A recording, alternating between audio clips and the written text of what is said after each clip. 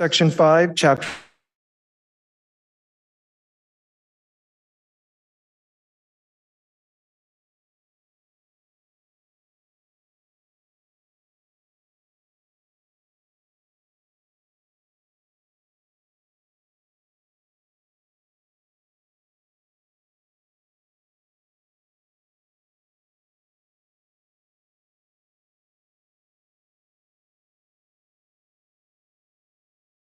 Sengel. Here.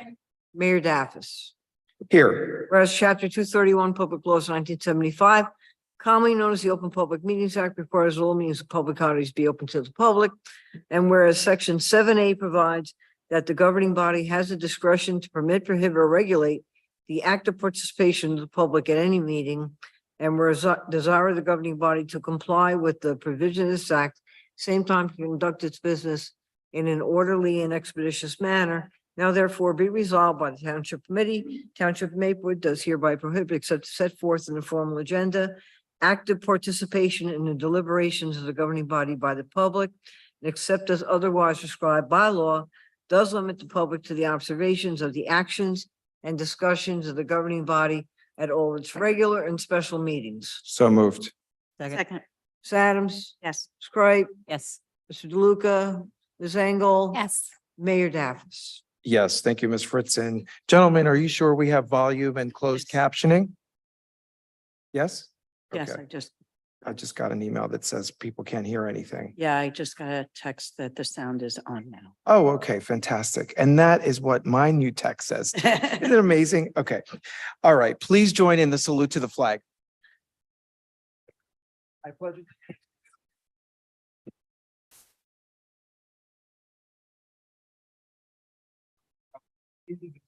With liberty and justice for all. Welcome, everyone, to our October 3rd Township Committee meeting. We appreciate your patience this evening. We apologize for our delay in getting on live with you. We had some technical issues, but I'm glad to see that we are on. And we have a great agenda tonight. We have several proclamations, very important proclamations raising awareness as we do on very important issues. After that, we will have our first public comment session for agenda items only, limited to 3 minutes. Then we have our Board of Health meeting presentation. Our health officer, Ms. Davenport, will walk us through that. We have 4 ordinances on final, 3 ordinances on introduction. And then we get to administrative reports and reports from elected officials. The agenda has been published. The order tonight of elected official reports will be as follows: Committee Member Adams, followed by Committee Member DeLuca, followed by Committee Member Cripe, followed by Deputy Mayor Engel. I always go last as the mayor. We have several discussion items, mostly about resolutions that are on the agenda. I think it's important to discuss this with the public and be transparent and open about the adoption of these resolutions. Shouldn't be any controversy here. We have one real discussion item that is homeless support and intervention, and we'll talk about what that means. And then we have a consent agenda. The consent agenda includes, I want to highlight one of our awesome employees who's with us tonight. Resolution 318-23. That's item 14 little I. A resolution appointing new Township of Maplewood Registrar Edward Straczynski. And Ed is with us tonight, and we're so excited that he's receiving this additional certification and promotion. And good for you, Ed. I know how hard you worked. And now we'll have our own registrar. We were sharing with South Orange for quite some time. All right, before we get started, I'm going to start something new tonight. And as long as I remain the chair of the committee, we will do a land acknowledgement at the start of our meetings. This is the second year that we are proclaiming Indigenous Peoples Day on Monday, October 9th. And if we're really serious about being inclusive and honoring those whose land we are living on, whose land we stole and occupied, then I think we need to do at very least, a land acknowledgement. The acknowledgement says that we live on stolen land. The land we now know and occupy as New Jersey has been the home of the Lenape people for 14,000 years. The Township of Maplewood offers respect to the Lenni Lenape tribal nation, the Powhatan Lenape nation, the Ramapo Lenape nation, collectively the Lenape, and recognizes the forced diaspora of the Delaware tribe and the Delaware Nation of Oklahoma and the Stockbridge Muncie community of Wisconsin, and acknowledges that the municipality was built on this small portion of the Lenape-Hoking.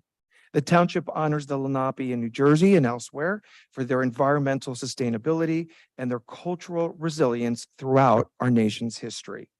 We support the formal institution of Indigenous Peoples Day to provide impetus for developing educational opportunities to explore and celebrate the thriving cultures and values of the Indigenous peoples in our region and beyond. We firmly commit ourselves to promote the well-being and growth of New Jersey's Indigenous communities and to provide opportunities for Indigenous peoples in our community in housing, economic mobility, employment, and cultural or artistic opportunity. Thank you. And I think this is really fitting for us here in Maplewood in particular, because for those of you who have not noticed the murals, the first mural at the back of the room there is of Chief Tuscan, right here in Maplewood of the Lenape. So I think this is really important. And as I said, we will start with the land acknowledgement at every meeting. And before we move on, we always do a moment of silence when we have an opportunity to honor someone that we've lost, someone in Maplewood, an employee, an advocate, but also national figures as well. And I think tonight we should take a moment of silence to honor the amazing, the incomparable, the trailblazer, Dianne Feinstein. She really broke glass ceilings. You know, her commitment to public service, even in the final hours of her life, she was voting on the Senate floor, and a few hours later, she passed away. She's been a trailblazer for women.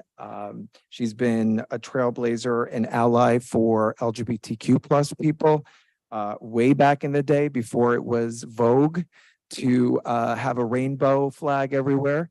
She will be very, very, very missed. So let's take a moment of silence in honor of Dianne Feinstein.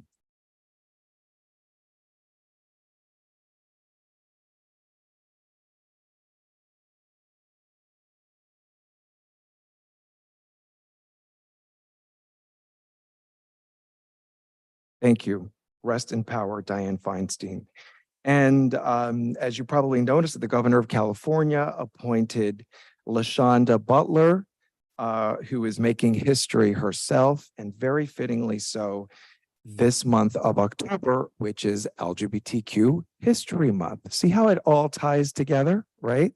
LaShonda will be the first African-American lesbian to be appointed to the Senate. So our country continues to bend toward justice, slowly but surely. Okay, so we're going to start with a very important proclamation, and we're honored to have them with us. We have members of the South Orange Maplewood Community Coalition on Race, and we want to honor them with a very special proclamation. I'm going to turn it over to the current Community Coalition on Race governmental liaison, former Mayor Vic DeLuca. Mr. DeLuca. Can I have Chair? Another person? Little person. Assistant. Oh my goodness. Thank you. Artemian. With her when I first got. We're gonna go over by the microphone. Yes, even in utero. In utero meeting attending. Yeah. Right here. Come on over. You taking a picture? Somebody will take a picture. Maybe Patrick. will For take a- being very big and coming toward me. You can be here. Go here. That's good. And your daughter can be right in front. And one of you, why don't you go on, Nancy, why don't you, so we get a little tightness. There we go. All right, so we have a proclamation on the Community Coalition on Race Month for 2023. Whereas the South Orange Maplewood Community Coalition on Race celebrates over 25 years of working to build and sustain a community that is racially, culturally, and socially integrated and truly inclusive, where there is equity and equality for all. And whereas hundreds of residents in our two-town community participate and benefit from coalition-sponsored forums, discussions, publications, and activities. And whereas the coalition schedules events throughout the year that model, spotlight, and promulgate interracial understanding, including conversations on race, coffee house discussions on issues like racial wealth gap, policing, and more, anti-bias and anti-racism training. And whereas the coalition supports equity and inclusion through the Wealth Gap Equalizer Loan Program, the annual preschool open house, the neighborhood summit. And whereas the Community Coalition has partnered with local civic, community, educational, and faith-based organizations to sponsor pro-integrative initiatives that continue to position Maplewood and South Orange as models for communities around the country. Therefore, I, Victor DeLuca, on behalf of Mayor Dean Daffis and the Township Committee, do hereby proclaim the month of October 2023 as Community Coalition on Race Month in the Township of Maplewood, and in doing so, affirm the continued commitment of the Township of Maplewood to support the mission of the South Orange Maplewood Community Coalition on Race. Yes. Oh.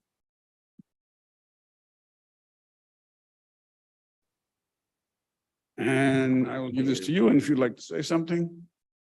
Or maybe you- Thank you. I'll just quickly say that just in this month alone, we have our annual Celebrating Integration fundraiser, October 12th, honoring Gail Safian of Duran Hedden House and many other things, and Dr. Ahadi Baglevine of Jesby House and many other community efforts.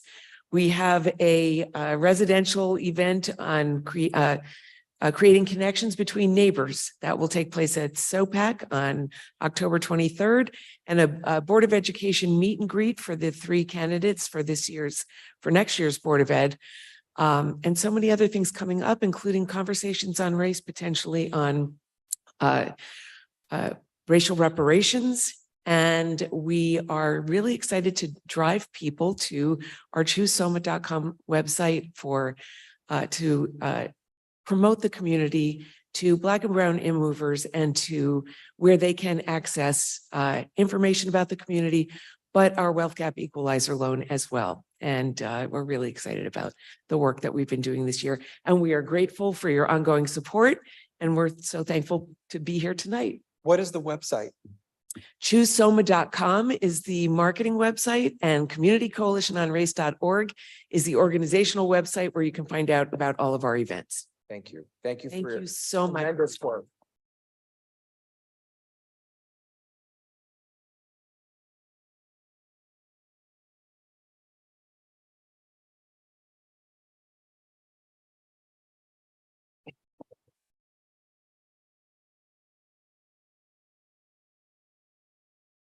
Thank you, and congratulations again. We're really, truly honored. Really are.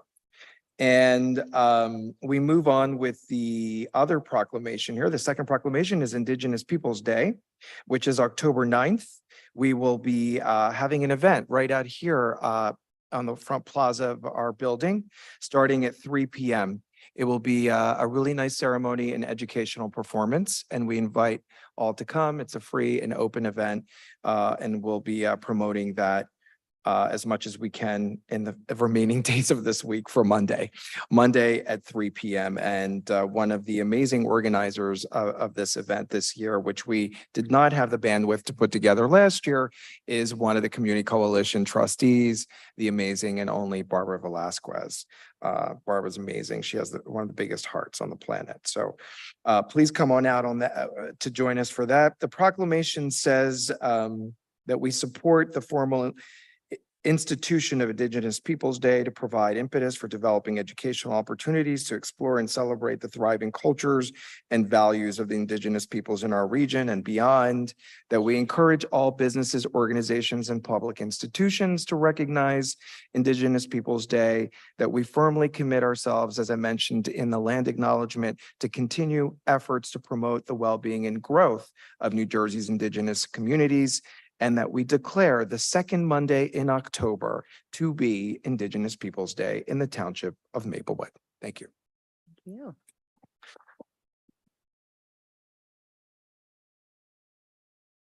Moving right along, it is also October 2nd. Yesterday was World Day of Bullying Prevention.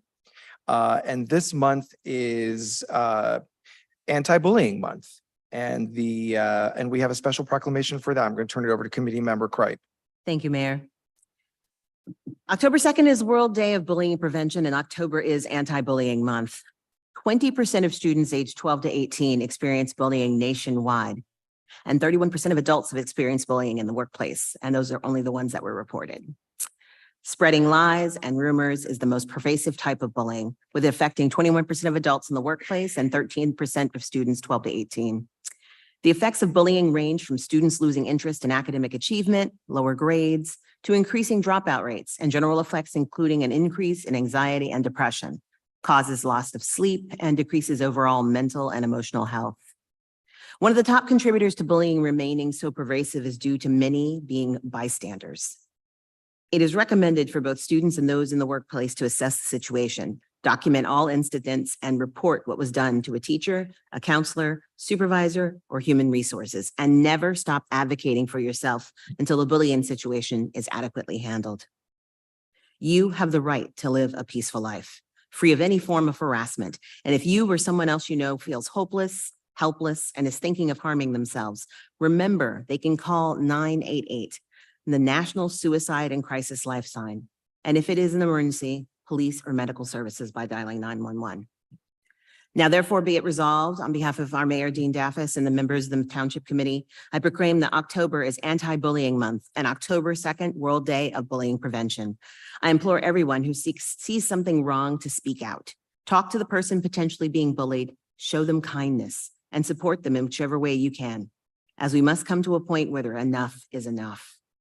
Bullying and harassment are not rites of passage and should not be seen as the norm.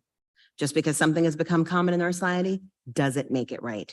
And only through silence can bullying continue from generation to generation. Thank you, Mayor. Thank you, Committee Member Cripe. There is a statewide anti-bullying task force that Governor Murphy convened a while back, and the task force will be taking testimony from community members and health experts and students and parents all this week. And I'm proud to join that effort in providing testimony tomorrow night and on Thursday night this week. And there are those of you who had the opportunity to register. It was open to the entire community. I think registration is now closed. But I just wanted to highlight that there is a task force statewide, and we are collecting data and doing whatever we can toward getting our schools to be safe schools where every student can thrive and feel safe and included. So thank you for that.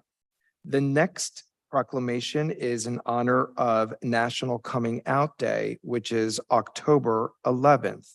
Deputy Mayor Engel. Thank you, Mayor. Whereas National Coming Out Day is recognized internationally as a day of self-affirmation and awareness of lesbian, gay, bisexual, transgender, and queer issues observed on October 11th by members of the LGBTQIA+ community, their families, friends, and allies. And whereas National Coming Out Day was founded in 1988 to celebrate the second National March on Washington for lesbian and gay rights in 1987. And whereas coming out, which is the public self-acknowledgement of belonging to the LGBTQIA+ community, is recognized by many as a significant life experience. And whereas coming out is a personal decision and should be done at the level a person is comfortable with. And whereas for students, coming out can be particularly daunting in light of bullying and harassment occurring in schools and on social media platforms.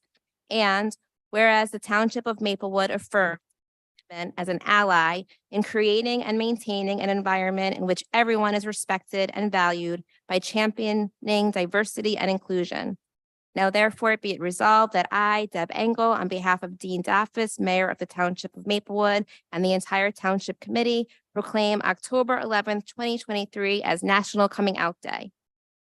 Thank you, Deputy Mayor Engel. There will be a Maplewood Comes Out, if you will, event in celebration of National Coming Out Day on October 11th, also hosted right out here in front of our building at 3 p.m. And this is a collaboration with the school district and all the GSAs at the high school and the middle schools in Maplewood and South Orange. We had an event last year and it was really moving. The students came out and they claimed their space and they spoke their truth. And it was poetic, it was moving, and it was very, very powerful. And in light of what's going on across the nation right now, where, you know, legislation is trying to take us back, and where there's at school districts, they're trying to out students.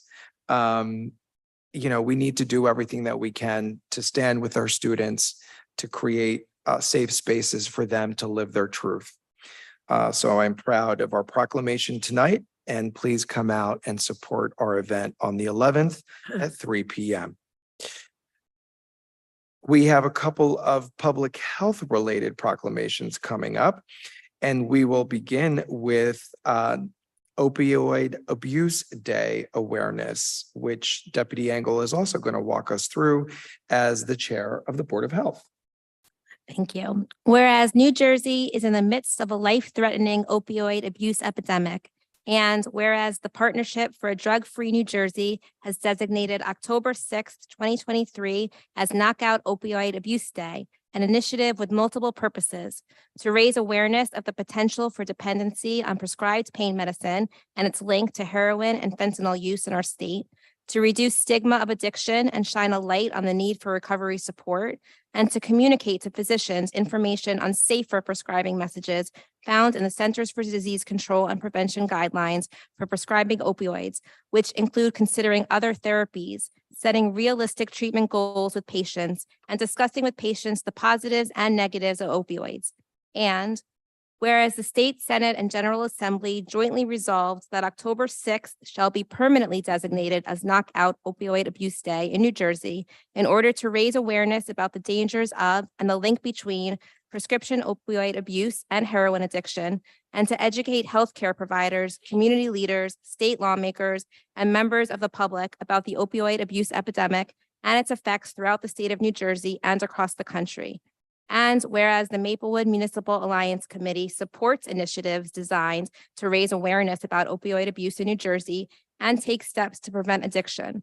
Now, therefore, be it proclaimed that I, Deputy Mayor Deb Engel, on behalf of Mayor Dean Daffis and the entire Township Committee of the Township of Maplewood, do hereby recognize October 6th as Knockout Opioid Abuse Day. Thank you, Deputy Mayor Engel. And we're going to carry on with the public health theme, going a little bit out of order from the published agenda, and go over to breast cancer awareness. Committee Member Adams.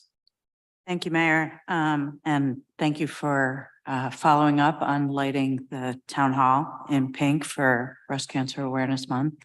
That I can't wait to see it because I come in from Beautiful. So Breast Cancer Awareness Month is every October. Whereas breast cancer will affect 1 in 8 women in the United States and will be diagnosed with breast cancer. And whereas breast cancer is most commonly diagnosed cancer in women, it's the second leading cause of death in women by cancer. Whereas in 2023, almost 300,000 new cases of invasive breast cancer are expected to be diagnosed among women, and more than 2,800 cases in men in the United States. And whereas every 2 minutes, a woman in the United States will be diagnosed with breast cancer, and whereas breast cancer is the leading cause of cancer-related death for Latin women, and death rates are 40% higher among Black women than of white women. And for Asian American women, breast cancer rates are underreported. And where a man's lifetime risk of breast cancer is 1 in 833, much more than most people think. Whereas improvements in early detection and effective treatment have contributed to a 38% decline in breast cancer deaths in the United States between 1989 and 2014. And whereas over 4 million women are living with or beyond breast cancer in the United States. Now therefore be it proclaimed that I, Nancy Adams, on behalf of Mayor Daffis and the Township Committee and the Township of Maplewood, that month of October, year 2023, be known as Breast Cancer Awareness Month. And accordingly, I encourage all citizens, male and female, to participate in breast cancer awareness testing and activities in the month, but mostly get your mammograms and insist that they be covered by your insurance. That's all. Thank you. Thank you, Committee Member Adams. And again, I want to applaud your courage and your honesty. You've talked about your survivorship, and I think your activism has been really important in raising further awareness of this critical public health issue. Our last proclamation of the night is in honor of LGBTQ+ History Month. October is LGBTQ History Month. In New Jersey, thankfully, we are LGBTQ proud. In 2019, New Jersey became the second state to recognize the importance of educating its youth through the implementation of an LGBTQ+ curriculum, inclusive curriculum in grades 5 through 12. In January 2022, Governor Murphy and the New Jersey legislature passed into law legislation to codify same-sex marriage in New Jersey's statutes. Earlier this year in April, or I think it may have been May, Governor Murphy issued an executive order protecting gender-affirming healthcare, which is under attack around the country. And here at Maplewood, we have always been LGBTQ inclusive. We believe in general that diversity adds to the wealth of opinions, expressions, and culture in our town. And we have specifically been deeply committed to creating a community where however you identify in the LGBTQIA+ spectrum, all are welcome. Your voice matters, you matter. And the Township Committee of Maplewood is here to stand with you. And so accordingly, we proclaim that October be known as LGBTQ+ History Month in the Township of Maplewood, and encourage our citizens, our residents, I should say, to join in participating in all of the events, some of which I mentioned earlier this month. Thank you. Wonderful. Moving right along, public comment number 1 for agenda items only. I'm going to turn it over to our administrator, Mr. Patrick Wary. Mr. Wary, would you give folks out there instructions on how to participate in this public comment period? Thank you, Mayor. Participants on Zoom who wish to speak in public comment can raise their hand and you'll be moved over and can speak for 3 minutes. So if any members of the public are interested in speaking, please raise your hand now. If you are dialing in from a phone, you can press *9 to raise your hand. And this will be for agenda items only. We're going to start with people who are with us in person. Are there members here of the public who wish to comment during this public? Please come on up to the mic.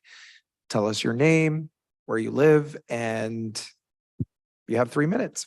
Yeah. Hi, my name is Jacob Chafin. I'm a Maplewood resident. Been here for about 8 years now. I'm here to speak on support of the resolution in support of the Robert Wood Johnson University Hospital nurses strike.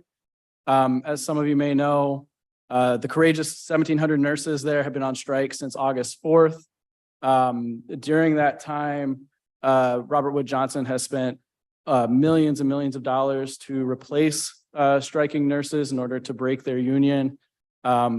And has spread an awful misrepresentation of the nurses and their fight in the media. One of their key demands is safe staffing ratios. As Robert Wood Johnson Health is the largest private employer in the state of New Jersey, if they were able to win safe staffing ratios for nurses to patients at University Hospital, this would reverberate into the communities throughout New Jersey. Again, Clara Moss in Belleville is also a Robert Wood Johnson hospital. So is Cooperman over in Livingston. The fight there in New Brunswick directly impacts the health of our communities. And I want to speak out in support of the resolution to support their strike because it's so important for all of our communities. And I really thank you for your courageousness to be able to pass a resolution like that. In addition to the lies that have been spread about these nurses, they spent $72 million in replacement nurses in order to break their strike. And then they've even gone as far as ending the health care for nurses on September 1st. Again, this is an absurd kind of reality, and it's been tough to get this kind of support. So again, I think it's a wonderful first step here in Maplewood, and it says a lot about our town that we do support the nurses at University Hospital, especially given that Mark Manigan, the president and CEO of Robert Wood Johnson Health, is a Maplewood resident. So this sends a strong message that our communities actually do stand with nurses, and we will continue to fight for their demands in lockstep because it affects our communities. So again, thank you so much for that resolution. I hope you pass it in support so that way we can get this ball rolling throughout the state. Thank you. Thank you, sir. Other members of the public here with us in person who wish to comment? Anyone? All right, then we'll move over to folks online. Mayor, there's one participant online, New Jersey Safe Schools Coalition, that I will move over to panelists.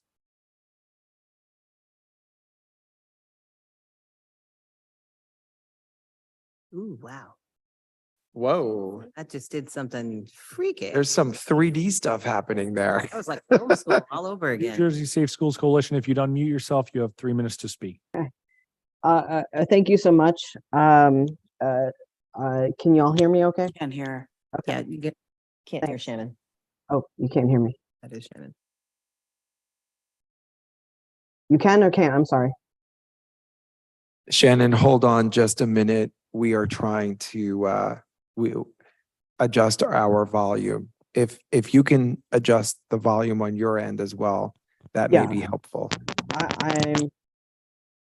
I'm on my We can hear you. We can hear you now. Only okay. st-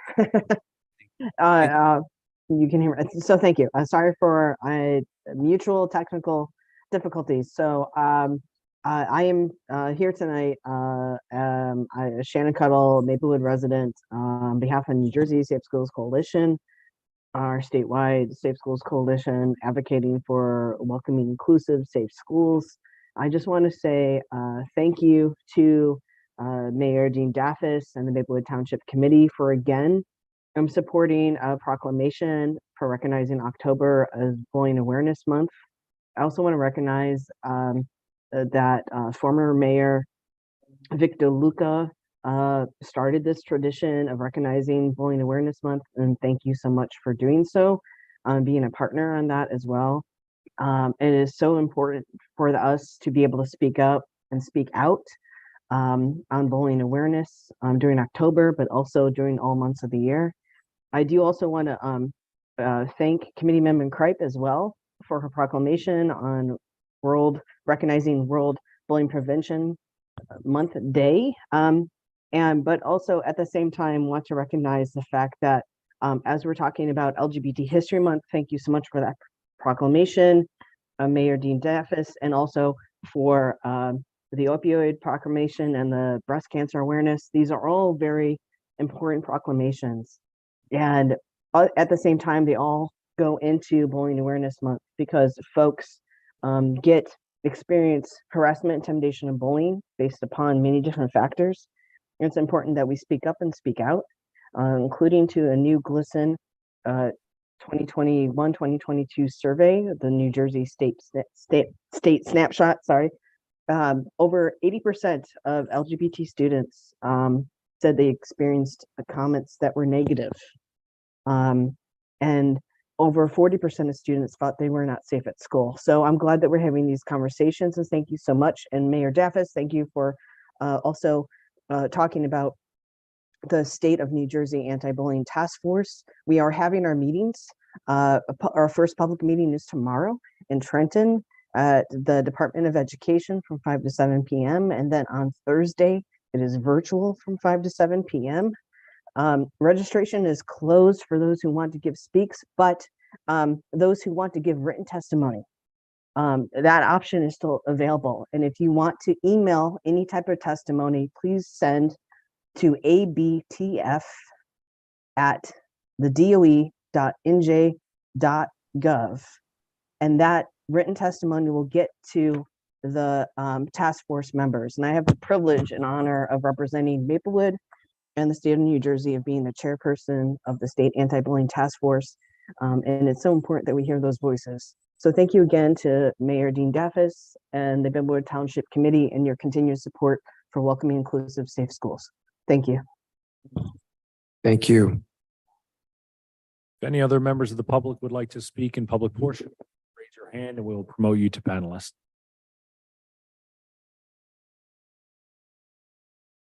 Mayor, I see no other hands raised. Seeing no other hands, we will close the public comment period. There will be a second public comment period towards the end of the agenda for any item. So this brings us to the Board of Health meeting. Every first meeting of every month, Township Committee meeting is the Board of Health presentation. And I'm going to turn it over to the current chair of the Board of Health, Deputy Mayor Engel. Thank you, Mayor. Pursuant to Section 5, Chapter 231, PL 1975, this is to state for the record that adequate notice of this meeting has been provided to the public by posting and maintaining the annual notice of regular meetings on the bulletin board of the municipal building, by mailing the annual notice of regular meetings for 2023 to the News Record and Star Ledger in December 2022, and by filing said notice in the office of the Township Clerk. Ms. Adams? Here. Ms. Grate? Here. Mayor Daffis? Here. Mr. DeLuca? Here. Ms. Engel? Here. Whereas Chapter 231, Public Laws of 1975, commonly known as the Open Public Meetings Act, requires that all meetings of public bodies be open to the public.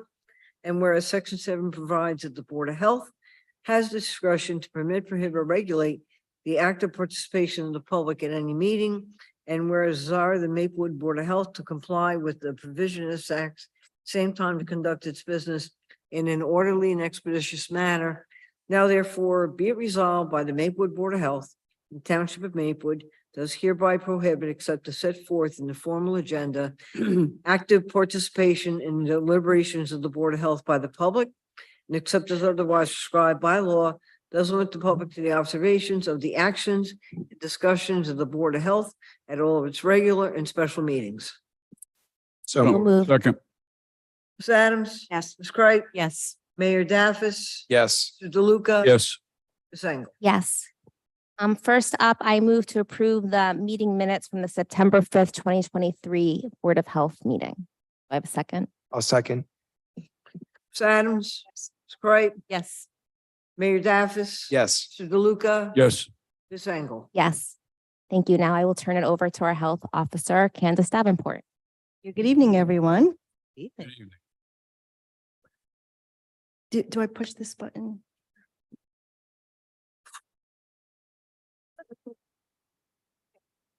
I have a clicker, so I'm going back to my health educator roots. I'm really happy. So I just want to mention to everyone that we have the Mayor's Wellness Campaign going strong. You can walk with the mayor and the Township Committee on October 14th in Memorial Park and November 4th at D Hart Park. This is an initiative of part of the Mayor's Wellness Campaign for New Jersey. So please join the committee and the mayor on these walks. Just want to say thank you to everyone who participated in the community health fair. We had lots of partner organizations and township committees all present. Just want to give some highlights to the Maplewood Health Fair. The county provided 10 risk assessments, and that also includes blood pressure screenings. Robert Wood Johnson, Barnabas provided hepatitis B screenings, and influenza vaccines were provided, 31 of those, all provided by professional nurses and medical staff. So Moving on to other news that's coming up, October 14th on Saturday from 10 to 12, we will have the Township Flu Vaccine Clinic. It's a drive-through flu clinic right here at the back of Town Hall. Want to make an emphasis that it's $20 for Maplewood residents 18 and over, but free for all residents ages 65 and up. However, we will not be able to carry the senior vaccine. So we hope everyone can attend. Just grab a carpool and just come on over. This is a big highlight. Just want to mention that after almost a year and a half of trying to get this to go, we have finally achieved Gold Star status in health.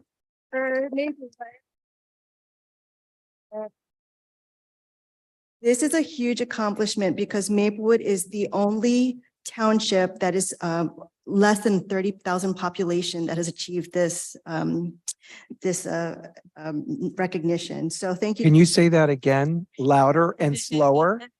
Say it Sure. again. Maplewood is the what? Large, it is the only township in New Jersey, less than 30,000 population that has achieved this honor. Yeah. I just want to say thank you to the Township Committee, which is also our Board of Health and our administration. This great achievement is a testament to your commitment to public health and health in all policies. I want to thank all the municipal departments in Maplewood and their staff. Also the planning board, all of our committees like senior advisory, environmental advisory, and green team, the master plan consultants, and the volunteer residents who provided input and feedback and who participated in the Health Gold Committee. Sustainable Jersey made a note in their announcement about the township's achievement that we are a model for Gold Star in health for all other municipalities in how we incorporated sustainable Jersey actions into our master plan. Lastly, I would not have been able to achieve this for the town to meet these metrics and collect all the data necessary if I didn't have the staff at the health department to help and do the things that a health department should do without disruption of services while we pulled this together. This demonstrates that when a local health department is fully staffed with highly competent and well-trained public health professionals, the town truly benefits. Our acknowledgement will be at the Sustainable Jersey Luncheon at the New Jersey League of Municipalities Conference. And again, I just want to highlight over here with this clicker that you'll see the yellow stars. That means that Maplewood runs along with Woodbridge and Princeton as being the only 3 towns that have Gold Star status in health. Good company. Yes. Yeah, good company. Good company. Moving on to animal control update. For the month of September, Bloomfield Animal Control provided us information that we had a total of 17 calls. 6 were domestic, 11 were injured or sick wildlife, and 0 bite investigations, and after hours was 3. The Township Health Department did respond and investigate 1 dog bite. These reports come to us from either the police department or through hospital reporting. For environmental health, just want to highlight here, I won't go into detail of those, but just wanted to give you the activities that we've done for the month of September. Our PowerPoint will also be on our township website on the health page for people to look over. For our nursing report, we had reportable diseases investigated 5. COVID cases investigated were 8. All were affiliated with some outbreak. Investigated outbreaks is 1. And our nurse provided homebound influenza vaccines to 2 residents. Moving on to COVID, I just want to give everyone some new announcements about the COVID 2023-2024 vaccine.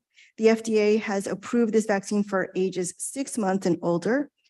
This vaccine helps to protect against the new strains that are out there in the community. So we recommend that everyone, especially those who are immunocompromised, should get the vaccine. Just to clarify, this is no longer called a booster. It is a vaccine, and it will probably follow suit with annual vaccines like the flu every year. Again, just to clarify who is eligible, it's 6 months old and over. And on our PowerPoint slide, you can see that this is just a formulation of who should get the vaccine, especially for vulnerable populations like those who are 6 months to 4 years old, and also for those who are immunocompromised or pregnant. Unfortunately, COVID-19 as of September 28th has increased in hospitalization across the state.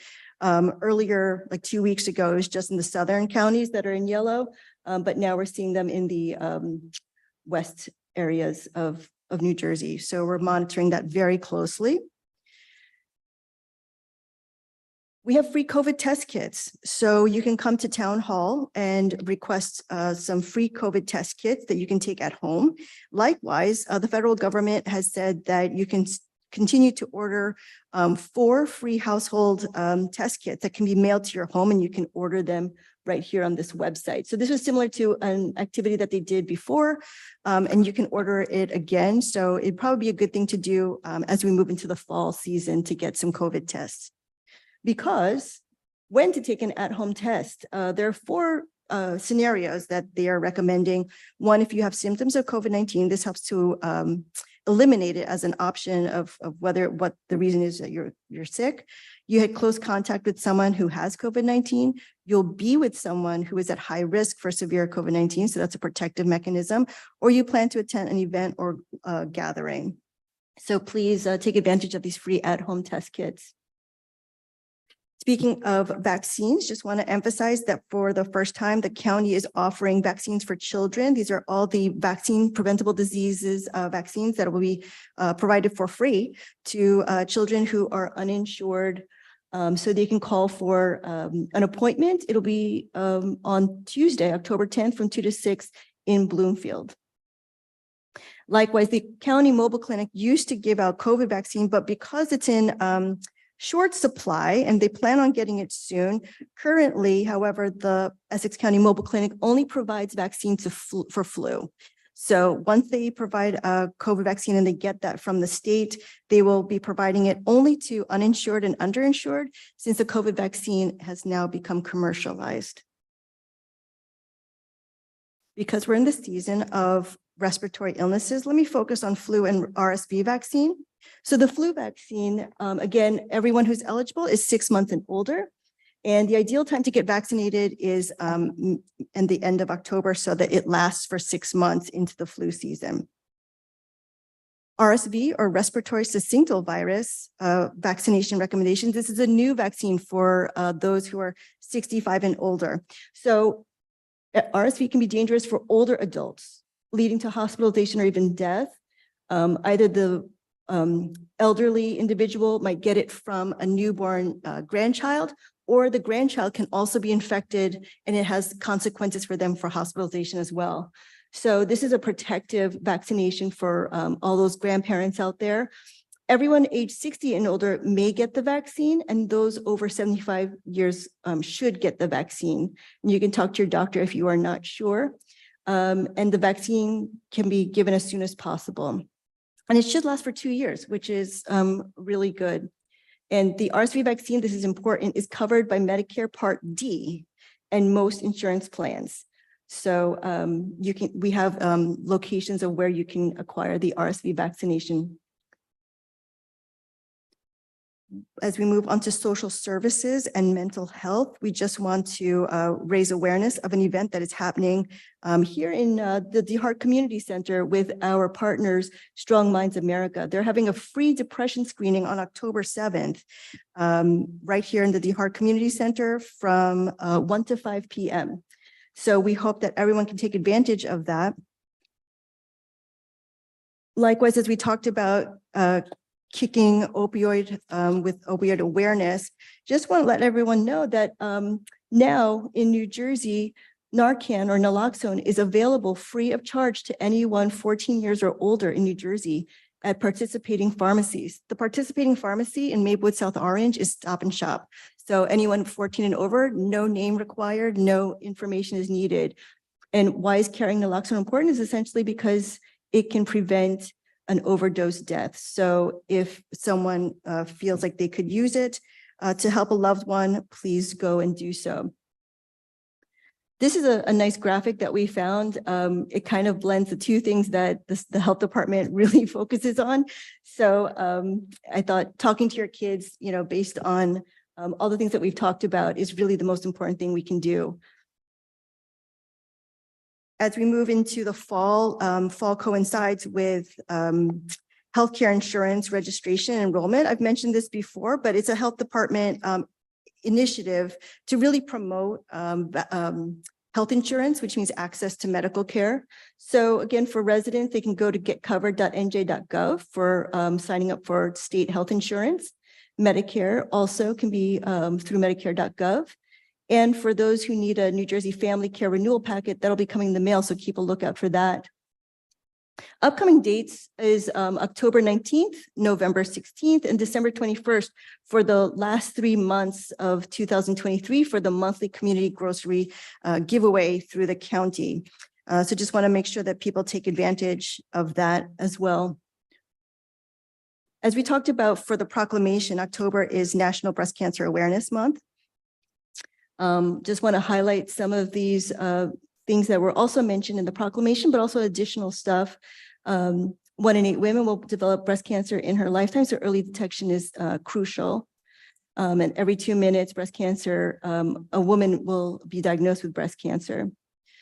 For those who are uninsured or underinsured, our partners with the SAVE program with the state are providing mammograms for those who need them. And those schedule is listed and the locations are listed there.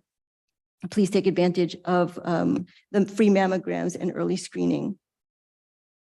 We are also participating with J. Jill, the store, to do a breast cancer awareness and hat and scarf drive. They actually reached out to us because they saw that we've done this before. So they want to partner with us, which is really great. We're accepting donations of hats and scarves for cancer patients ongoing chemotherapy. And so we'll have a box outside to collect any free donations of new or gently used hats and scarves for women. So as mentioned in the proclamation, thank you again for this, is Knockout Opioid Abuse Day. And as we move into the month, we have National Drug Take Back Day, which happens twice a year. Again, it's in October 28th to be precise, on Saturday from 10 to 2 at Maplewood Police Department. So just want to make sure that everyone knows that they can also dispose of all of their drugs or opioids to get them out of access in your household any time of the year by putting it in the drop box in the police department lobby. And then just to emphasize the resolution that we have on prohibition of or not supporting of the conversion therapy and putting in the conversion therapy ban. Just want to emphasize, because we do focus on mental health and suicide. Just want to focus and highlight that box there that says LGBTQIA+ youth who had access to spaces that affirm their sexual orientation and gender identity reported lower rates of attempted suicide. And this is really what we want to achieve, right? So again, 42% of LGBTQ youth seriously considered attempting suicide in the past year. More than half of those were transgender and non-binary youth. And then LGBTQ youth of color reported higher rates of attempting suicide than their white peers in the past year. So I just want to acknowledge this risk for our children, our population, and greatly acknowledge that they are safe and build communities that are safe. And I think that is the end of my presentation. Just want to also say thank you for including the resolution to support Robert Wood Johnson University Hospital nurses on strike for adequate, safe, and enforceable staffing levels. Can't tell you how much important that is for residents as well as for the profession of nursing in New Jersey. So thank you very much. That's the end of my presentation.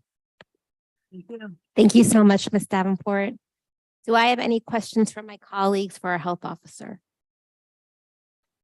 I just want to thank you for your work and thank you for your presentation. Congratulations. Golden Health is a big, big, big deal.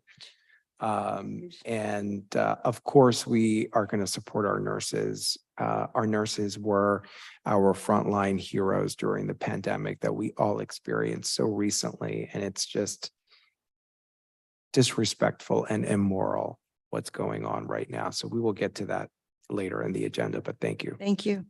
Any other questions?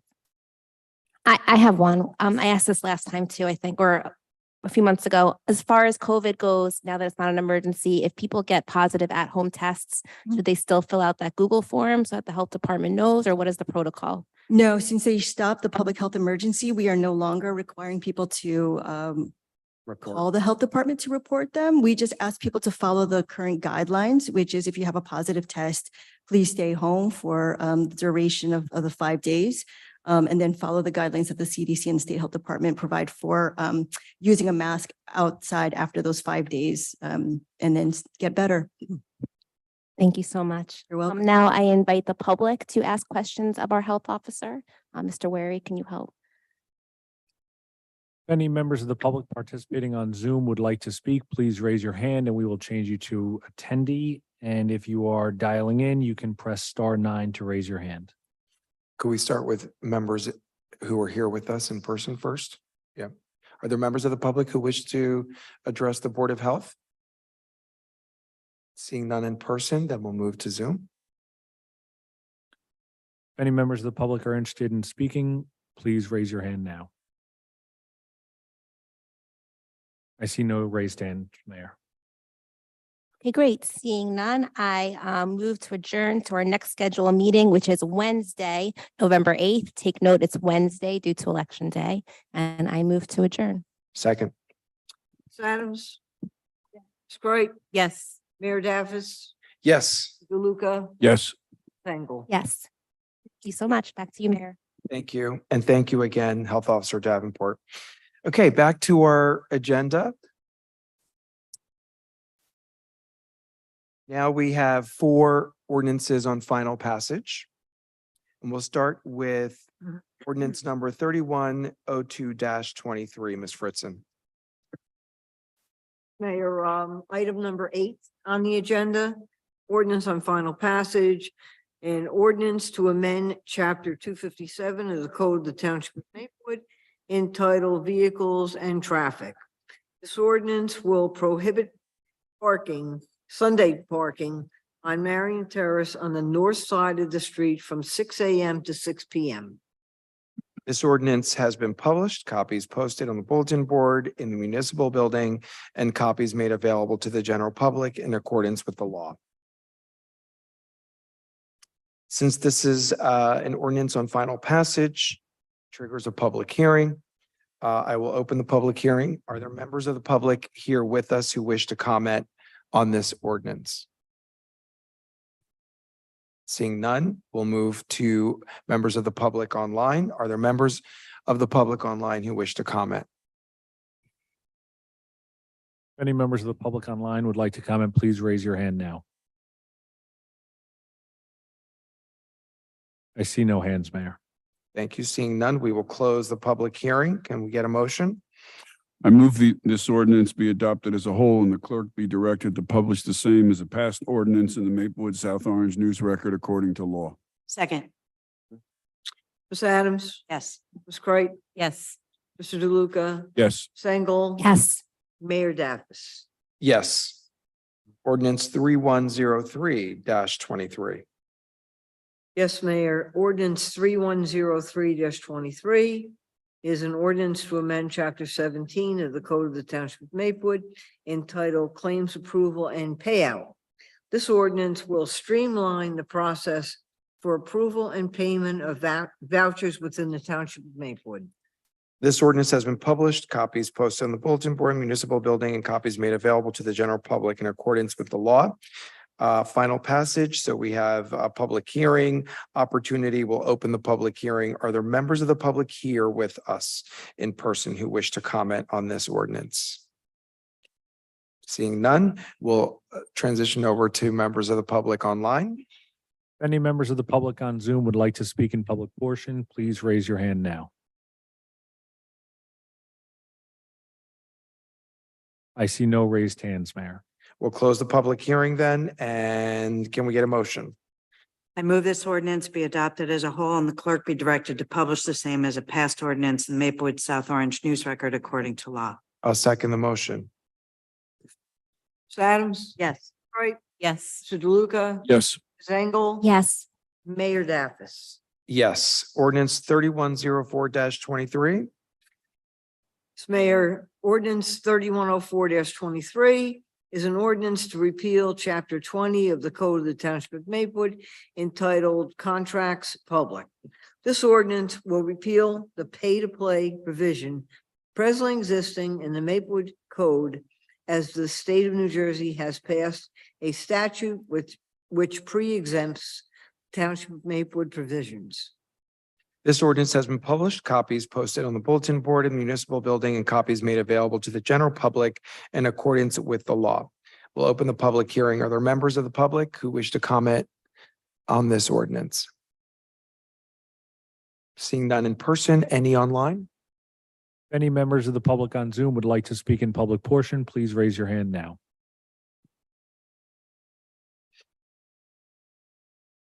I see no raised hands, Mayor. Seeing none, we'll close the public hearing and move this. And coming attractions in this meeting, there is a resolution expressly stating our opposition to this new state law, which reduces pay-to-play protection, and you'll hear more about that coming. But for now, in order to be in accordance with the state law, I will move this ordinance to be adopted as a whole, and the clerk be directed to publish the same as a passed ordinance in the Maplewood South Orange News Record according to law. I second it. Ms. Adams? Yes. Ms. Wright? Yes. Mr. DeLuca? Yes. Ms. Engel? Yes. Mayor Daffis? Yes, thank you. And one final ordinance on passage tonight, 3105-23. Yes, Mayor, item 8D, ordinance 3105-23 is an ordinance to dissolve the Township of Maplewood Fire Department. This ordinance will dissolve the Maplewood Fire Department. This ordinance has been published, copies posted on the bulletin board in the municipal building, and copies made available to the general public in accordance with the law. Opening the public hearing, opportunity for members of the public here with us in person to comment on this ordinance. Anyone from the public here? Seeing none, we'll move to people online. Any member of the public on Zoom would like to speak in public portion, please raise your hand and we will move you over to panelists. I see no raised hands, Mayor. Okay, and again, we just want to edify that this doesn't mean that Maplewood doesn't have a fire department. As we've noted before, we now share a fire department. The South Essex Fire Department is a merged department of Maplewood and South Orange. Mr. DeLuca, can we get a motion? I move this ordinance be adopted as a whole and the clerk be directed to publish the same as a passed ordinance in the Maplewood South Orange News Record according to law. I will second the motion. Ms. Adams? Yes. Ms. Wright? Yes. Mr. DeLuca? Yes. Ms. Engel? Yes. Mayor Daffis? Yes. Now we get to 3 introductions of new ordinances, and we'll begin with ordinance number 3106-23. Yes, Mayor, all on introduction, ordinance 3106-23 is an ordinance of the Township of Maplewood, County of Essex, State of New Jersey, amending Maplewood Code Chapter 209 to include the requirement for lead-based paint inspections. This ordinance will, in compliance with State of New Jersey law, set forth the requirements and procedures for lead-based paint inspections. Can we get a motion? I move the passage of this ordinance on first reading, its publication according to law in the Maplewood South Orange News Record, and a hearing to be held on October 17th. 17th. I can say the 3rd. Do we have a second? Oh, second, sorry. Ms. Adams? Yes. Ms. Wright? Yes. Mr. DeLuca? Yes. Engel? Yes. Mayor Daffis? Yes, and I just want to note that the Department of Community Affairs, DCA, has recently created some tools for municipalities to guide them in their compliance with this law, and has also made some money available to help us in that regard. And I will be forwarding that information over to Code Committee, which is currently chaired by Committee Member Adams at our next meeting. Okay, 9B, Ordinance 3107-23. Also on introduction, Mayor, 3107-23 is an ordinance to amend chapter 123 of the Code of the Township of Maplewood entitled Parks and Recreation Areas. This ordinance will revise the hours of use for fields, playgrounds, and courts within the Township of Maplewood. Get a motion? I move the passage of this ordinance on first reading, its publication according to law in the Maplewood South Orange News Record, and a hearing to be held on October 17th, 2023. Second. Ms. Adams? Yes. Ms. Kreis? Yes. Mr. DeLuca? Yes. Ms. Engel? Yes. Mayor Daffis? Yes. And our final ordinance tonight on introduction, 3108-23. Yes, Mayor, 3108-23 is an ordinance authorizing an emergency appropriation for the payment of updating the township master plan pursuant to NJSA 484-53. This ordinance will authorize payment for updating the township master plan via a special emergency appropriation.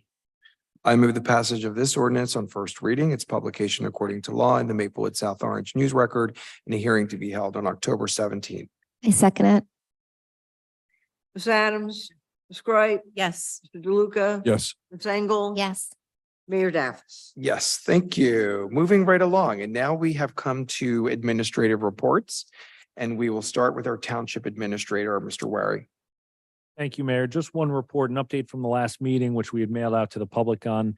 We had sent information on crossing guards and safe routes to school, which was a request from the Township Committee at the last meeting. So that email included the responsibility of the school district, which is busing and safe routes to school. And it had links to information that the school district provided to us, including to one of their meetings that they had recently held and was recorded, and to it also included contact information at the school district for where you can send questions and comments. And on the township side, we are responsible for crossing guards. So it included links to the schedule for crossing guards, which includes all locations and all hours for those locations. And it included a contact information for where residents can reach out with questions or concerns. That is my report. Thank you, Mayor. Thank you. Are there any questions for Mr. Wary from the Township Committee? Okay, and I thank you for that work. We've been getting a lot of emails as school got back to session about crossing guards. I'm glad that we have a process for people to get information on their end and for us to know where we need to make adjustments with respect to our crossing guards. Has there been any research into, as we had talked about in subcommittees recently, looking into a third-party crossing guard vendor? Yes, there has. And actually, the chief and I spoke about that today. So he has received quotes and some information from vendors who provide that service. He also spoke with a few other municipalities who retain that service, including Milburn, who outsources all of their. So we're looking at it in potentially two ways. One, does it make sense for all of our crossing guards to be supplied by and organized through this another company, a third party? And another option would be, do we just want to use it to supplement our own guards when we have absences? Because we've had difficulty filling crossing guard positions. We are always taking applicants. So if you know anybody who's interested in applying, please encourage them. But, there is an interest to see, can we just supplement those guards? And obviously, as always, the third option will be just to remain with the system that we have. Great. And you'll be able to supply us with a recommendation at the next Township Committee about this? Maybe. Not a recommendation, at least an update. Yes. Okay, fantastic. Any questions about that? Nope.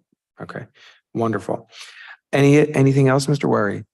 That is all, Mayor. Thank you. Thank you, sir. We'll move over to legal. Mr. Desiderio, Mayor, I have no report this evening. are there any questions for Mr. Desiderio? Okay, thank you, sir. Township Clerk, Ms. Fritzen. Thank you, Mayor. A couple of things. At our next meeting, in 2 weeks' time, will also be the last day to register to vote. And we will be open straight through in the office of Township Clerk from 9 a.m. to 9 p.m. For that purpose, for voter registration. And again, I just want to report that we have an upcoming volunteer appreciation night schedule.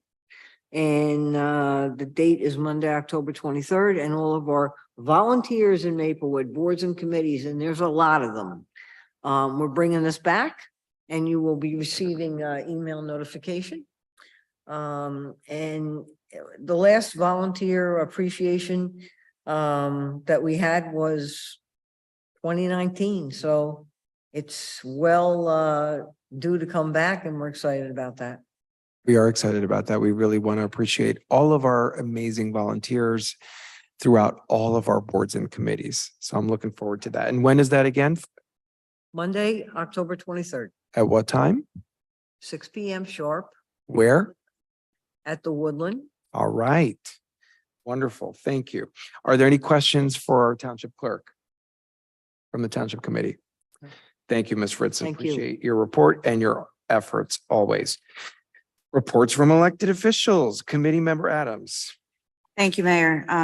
We were going to have this as a discussion item and got kind of slipped or lost or whatever, but Code Committee has been talking over the last several months with regard to the noise ordinance or trying to relieve any unintended consequences of past ordinances with regard to when noise, if you will, can be generated by construction or machinery or whatever else. And currently that I gave you all a copy of this with the highlighted parts of the existing chapter 181 noise and number 7 and 9A talk about the hours being for excavation, construction, repair, alteration work.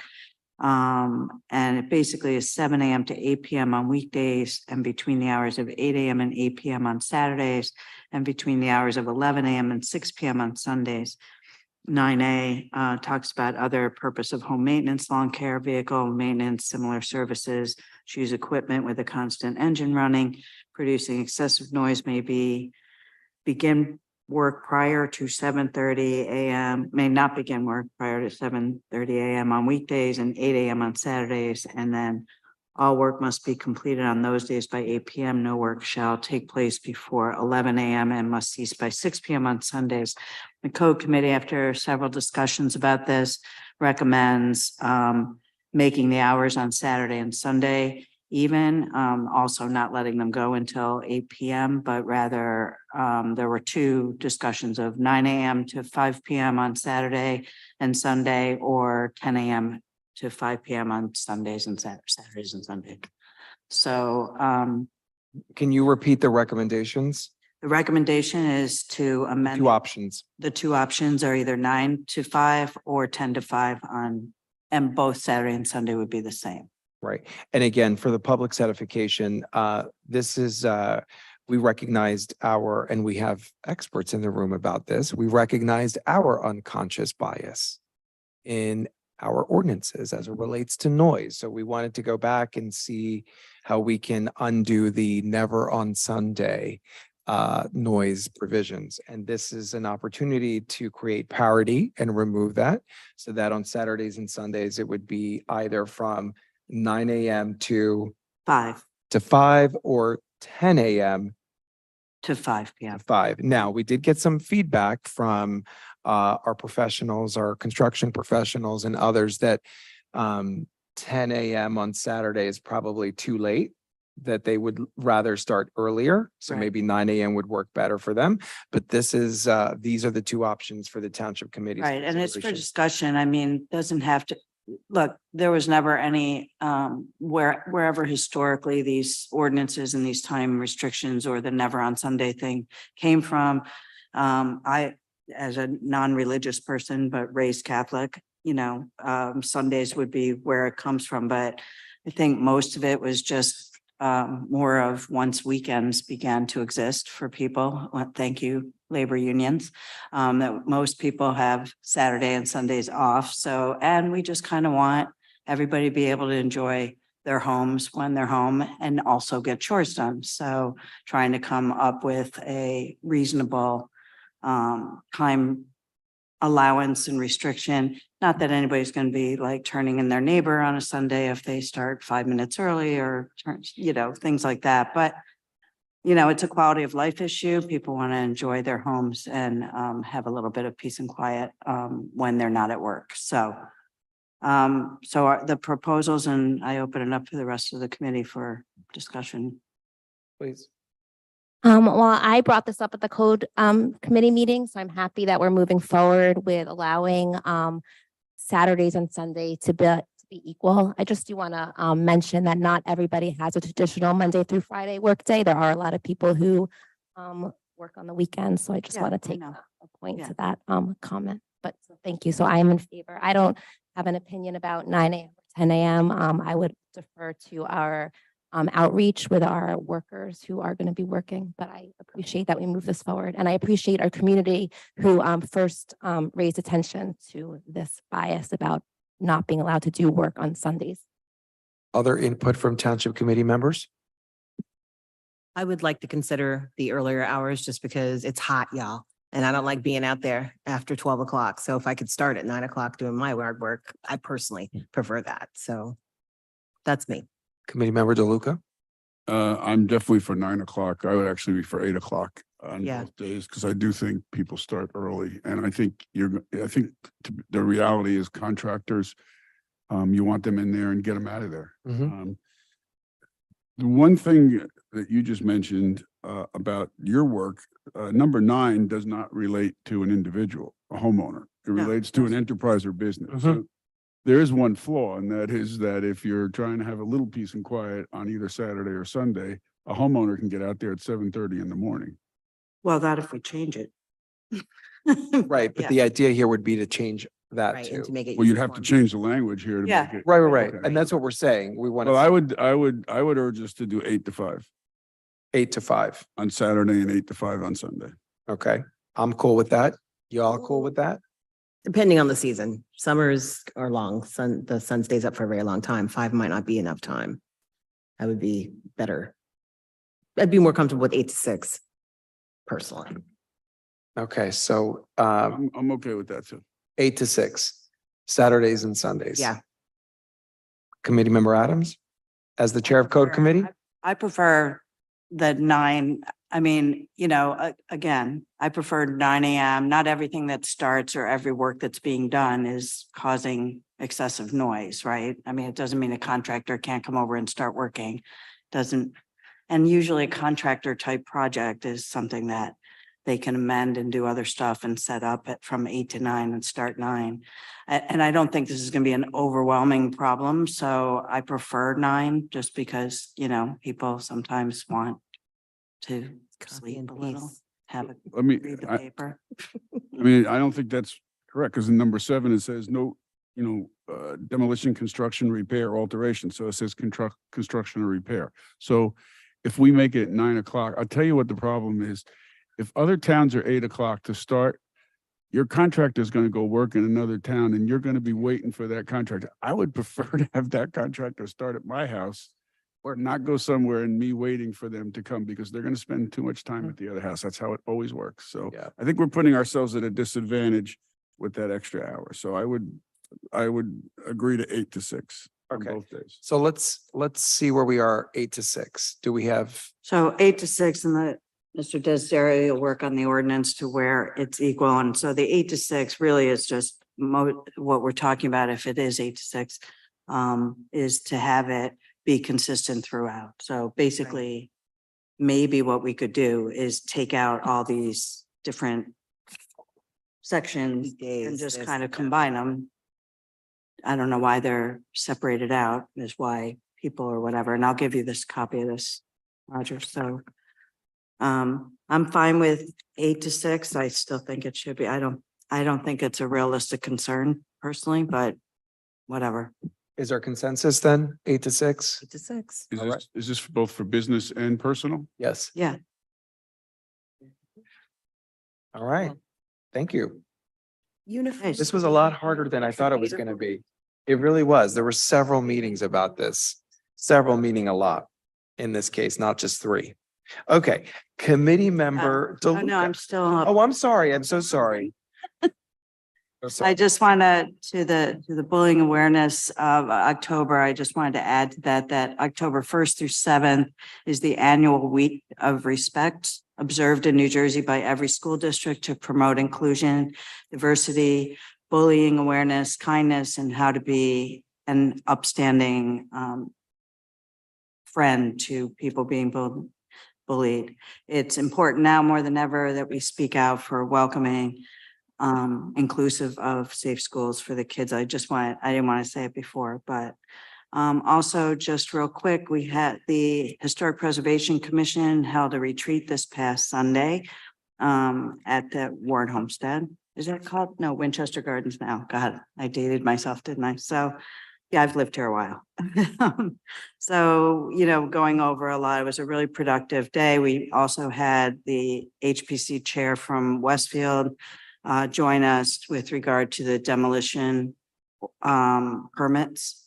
As everybody here knows, we had demolition reaction, if you will, to 103 Parker and the processes by which other towns permit demolition. So we're going to be talking more at code about a demo permit and what needs to happen or what should happen.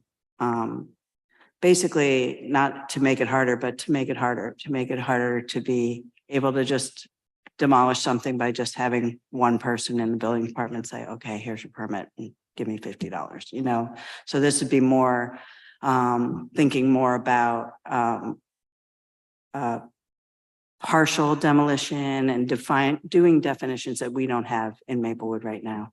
And what happens in other communities and why they've tightened their ordinances in Westfield and Summit and Montclair, different places, is the ease with which people who don't live in the community in particular, but developers or builders who house flippers come in and just do something really quickly because they just are in it for the money and don't really live in the community. So I think Westfield in particular was hit hard by this. They had something like 60 demolition permits each year for the last couple of years.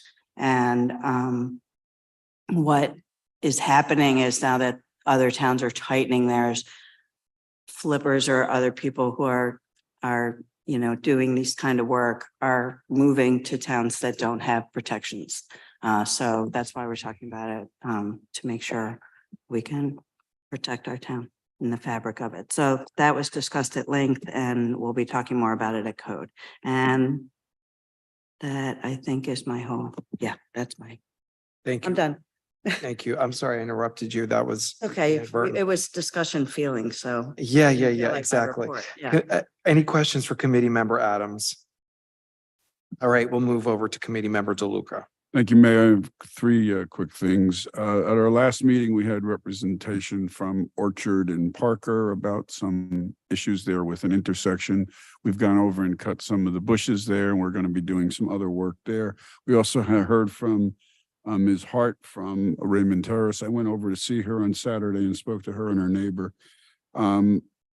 It's a little bit of a similar situation to we have on Villa Terrace with parking there. So one thing I'm going to do is ask our police and the engineers to give us an analysis of eliminating the 3-hour parking on either all or one side of Milburn Avenue and see if we can direct some of the office workers who are and the medical workers who are now parking on the residential streets to park on Milburn Avenue instead. So just wanted to give you an update on that. Second thing is the library brick campaign is going until October 15th. So for $150, you can get a brick and have 3 lines of 14 characters per line on that brick, and that's going to be on the terrace on the park side. So as you come off the park, they'll have all these bricks there and all different names and messages. And if you're interested, it's $150 for a brick, and you can go to the MaplewoodLibraryFoundation.org. And last, the craft beer tasting is going to happen on Springfield Avenue on Wednesday, October 11th, starting at 6:30, and you can go to springfieldavenue.com. And that's it. Thank you. Thank you. Any questions for Mr. DeLuca from the Township Committee, the other members of the committee? All right, committee member Cripe. Thank you, Mayor. Just a few things to report. Big shout out to Melissa Mancuso, our Director of Community Services, as well as Sally Unsworth, our Manager of Arts and Culture, for all of the offerings they've offered in the last few months. October is chock filled with arts and cultural events that started on Saturday and continue pretty much throughout the week, throughout the month. A few things to note would be the Durand Hedden House is doing their Pottery Slam. If you've never gone to a Pottery Slam, it's fun. And there's 3 lovely ladies, one of whom happens to be a Maplewood resident, who will be offering tips and showing their work. Some of it will be for sale, and there's music, of course, bluegrass, by the Blue Plate Special. So please swing up by there on October the 8th from 1 o'clock to 4 o'clock. Goat yoga is back, baby. If you have not seen the craze that is goat yoga, please join us in Dart Park on October 22nd and 28th. To sign up, you need to visit the rec desk in advance because it is $40 per person to register. In addition to our offerings in yoga, we also now have pickleball up and running finally. Yes, we do. They had the ribbon cutting on Tuesday of this past week, and starting on the 7th, which is this coming Saturday, 2 adult pickleball sessions will be available at DeHart Parks on Saturdays. And for our seniors population, don't worry, you have your own day, Wednesday, starting on the 4th, tomorrow, until the 8th of November in the morning. Finally, I wanted to offer up the auditions for those talented people. Maplewood is chock full of talented people. And we, on October 18th and 19th, over at the Woodland, would love to see your talent. Acoustic only.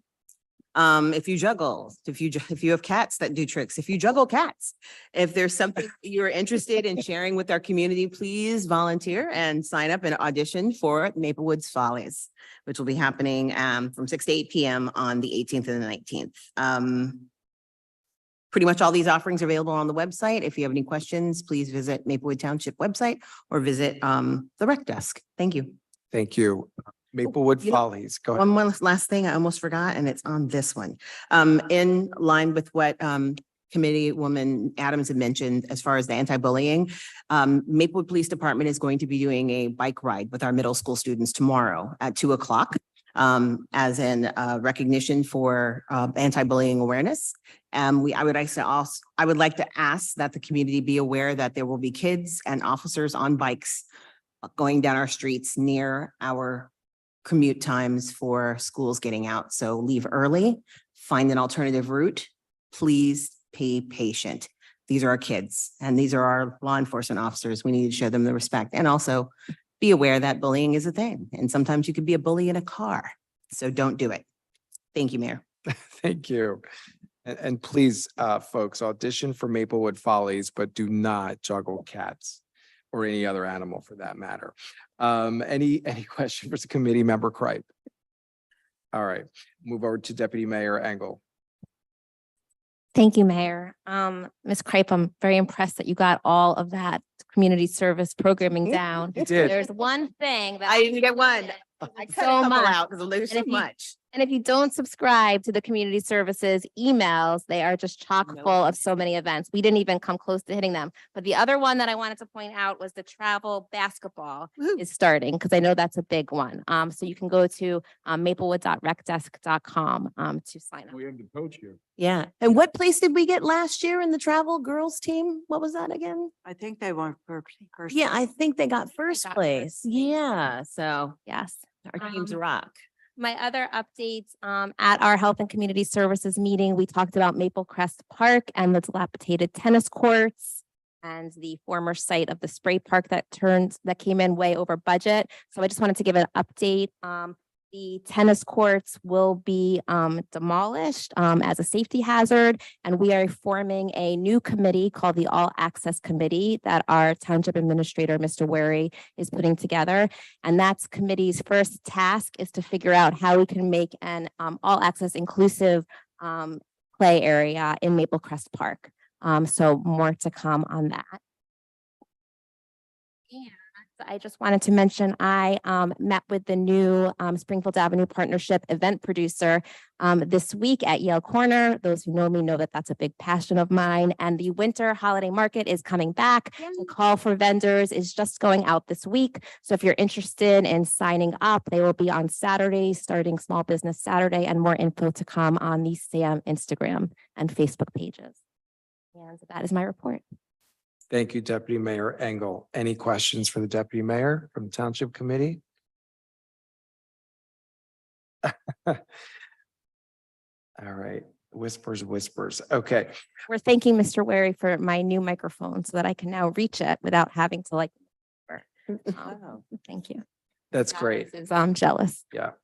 And I'm really excited about the All Access Committee. We already have volunteers from the community who are experts to create an all access committee and to be more inclusive, right? We are very focused on ableism and we need to combat that.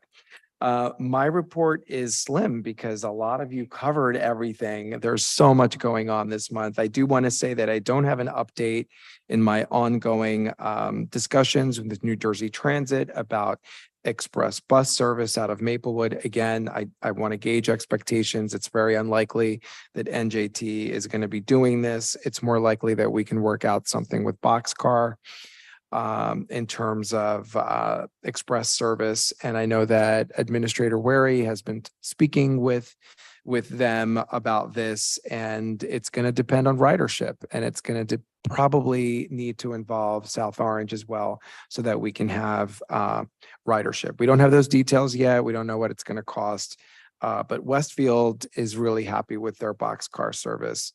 And we will report back at the next meeting with some numbers. Okay. And that is all I have because I want to get into the discussion items here. Any questions for me? All right, let's get into discussion. We got some resolutions here, important resolutions. And while even right here in New Jersey, as close as Cedar Grove, they are banning books.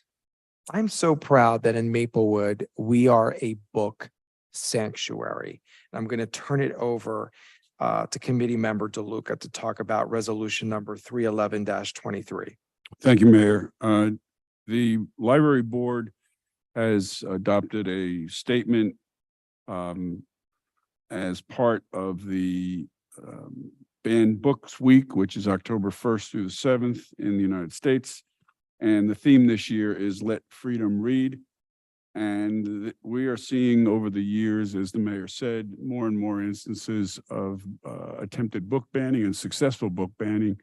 A lot of these books that are targeted are books written by and about LGBTQ plus people and also people of color. And so the Board of Trustees of the library has adopted a statement that talks about the importance of reading and the role of the library in providing access to ideas and information, and establishes the library as a sanctuary for reading, and talks about that they'll reject book bans and provide access to any challenged books. They'll host book talks, story times, and other events, and they'll educate folks on the history of book banning and censorship. And then we have a resolution on tonight that recognizes the good work and the declaration of the library as a sanctuary for reading. And we further resolve that Maplewood itself is a book sanctuary municipality where no book shall be banned, endangered books shall be protected, and all types of books shall be made accessible to all without regard to their content. This evening at the South Orange Library, there was a panel discussion about censorship with books. This week, there is a reading at the Hilton branch of the library on Thursday at 4. And these are be children and adults reading from books that have been banned around the country. So it is serious. And we, as a township committee, have decided to be supportive of the efforts to stop book banning. I support the resolution. Same here. Yes, everyone else? the Yes. same? I don't think you're going to get a no on this. Freedom to read, freedom to read. Absolutely. Thank you, Committee Member DeLuca. The next resolution, item 313-23. Mayor, excuse me, so no one's gonna move this resolution? So, We have it on consent. Okay, I thought you listed them separate because you wanted to vote on them separate. Okay. yeah, we have it on consent, so we already spoke about, it, so that's fine. Yeah, and if there is one that we'll just take it out of the consent agenda if there isn't consensus. Okay, so resolution 313-23, resolution of the Maplewood Township Committee of no confidence in U.S. Senator Robert Menendez and in support of his immediate resignation. You know, so many public officials, including the governor himself, have come out calling for Senator Menendez's immediate resignation. We have been supporters of Senator Menendez, but our allyship should not be a substitute for ethics and integrity. For anyone who doesn't know what's going on and has not been in the news lately, on September 22nd, Robert Menendez and his wife, Nadine Menendez, were indicted. Federal grand jury was presented evidence of alleged federal crimes of conspiracy, bribery, and extortion. And based on that evidence, the grand jury determined there was probable cause to believe that the crimes had been committed.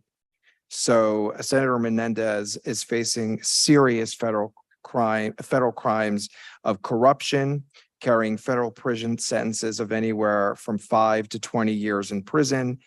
And these crimes involve our country's national security. So, you know, in our resolution tonight, we list, you know, some information about the crimes themselves, about how Senator Menendez allegedly abused his official position to benefit foreign nationals, the government of Egypt, personal businessmen in exchange for bribes in the hundreds of thousands of dollars, including highly valuable personal luxury items, gold bars, reported widely in the media, and cash concealed in envelopes.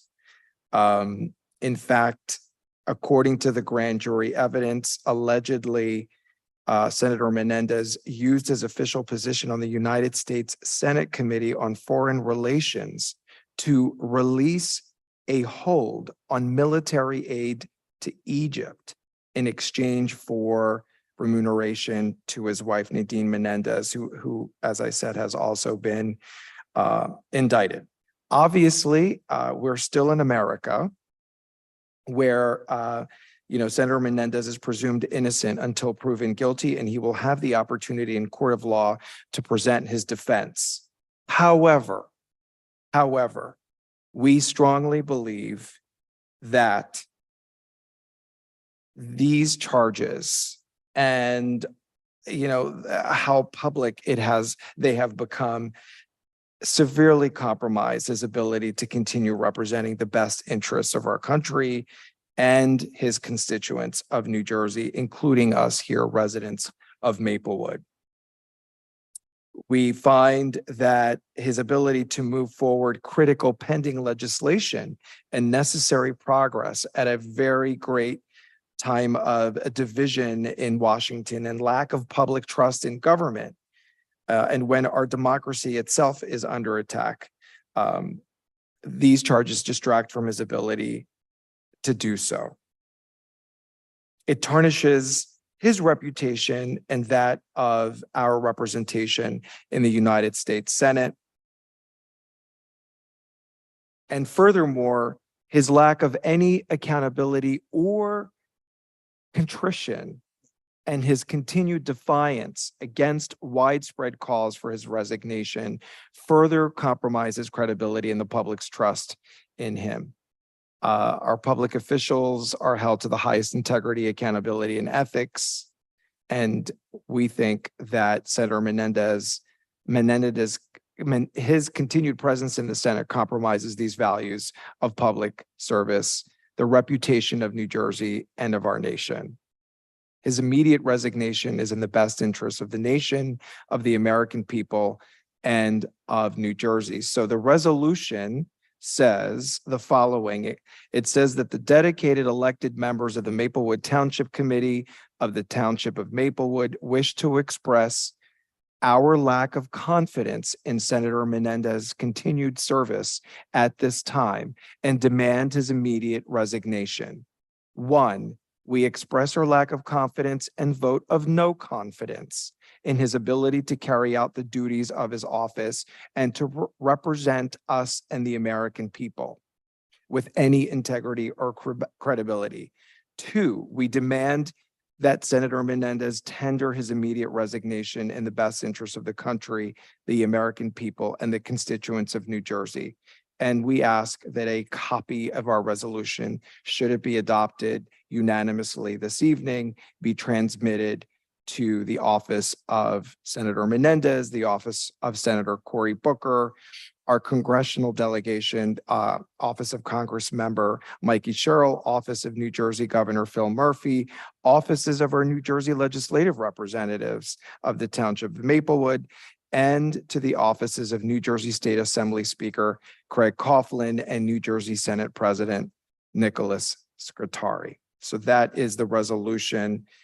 Are we all on board in adopting this resolution of no confidence and in support of Senator Menendez's immediate resignation? Yes. Yes. Yes.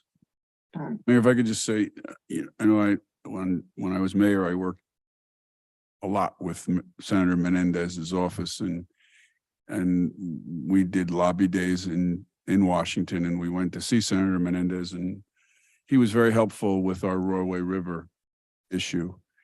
And he has been here a couple times in Soma area, and has always been good. You and I were at his re-election in 2018 in Jersey City, the celebration there, and he was very thankful at that time for us sticking with him. Yes. And supporting him. And it is very sad to see this. And it is even sadder because the seat that he sits in, the legacy of that seat goes back to Senator Harrison Williams. Yes. Who was also forced to leave and convicted of crimes back in the Abscam situation. So it is not a good situation. And I think Governor Newsom has helped us in California by making a quick appointment so Yes. that we can keep a majority in Washington. And so that may make it even easier for Senator Menendez to go now because there'll still be a majority, and hopefully if he was to go, Governor Murphy would quickly appoint someone so we can keep that majority in the Senate. Absolutely. Well said. Which one of us is Governor Murphy thinking of? Any other But they would want to hear me. Any other comments about this? So we will move that on in the consent agenda as well. The next one, we had a member of the public speak in support of, and thank you, sir, for being with us tonight.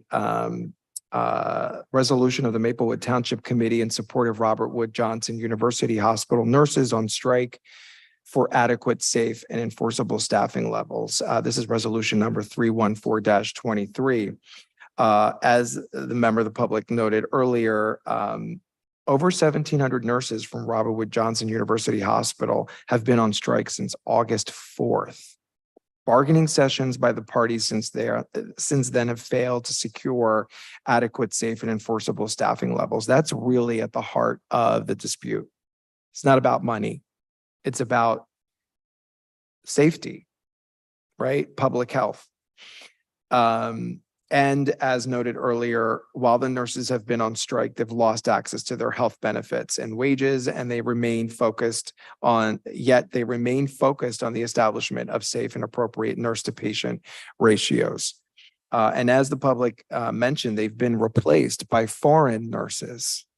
So this idea that there isn't money, if it was about wages, by bringing in, it's just immoral. As I mentioned, COVID-19 produced a labor shortage in nursing and other health professionals due to burnout and exhaustion, a shortage that remains.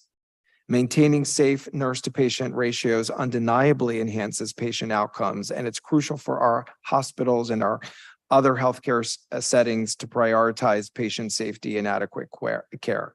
The Township of Maplewood and the Maplewood Township Committee honor nurses everywhere, respect them, support them, their safety, and have heavily invested in community health and wellness. You heard earlier about our gold in health. So the resolution resolves that the Maplewood Township Committee calls on the University Hospital leadership, RWJ Barnabas Health President and CEO Mark Manigan, who lives just a couple blocks away from here in Maplewood, and the union representing the nurses, local USW 4-200, to continue bargaining in good faith toward the establishment of adequate, safe, and enforceable staffing levels in the best interest of patient care. We also further call on New Jersey Governor Phil Murphy, and I had a conversation the other day about this with senior aides to Governor Murphy to support the nurses in their reasonable demand. Get involved. He's done this before. Get involved and support their reasonable demand for safe staffing levels toward a resolution in this hiatus and the establishment of fair and safe working conditions. And we ask that a copy of this resolution, shall it be adopted unanimously, be transmitted to the office of the governor, to union leadership, to the president of RWJUH, and to RJW Barnabas Health President CEO Mark Manigan.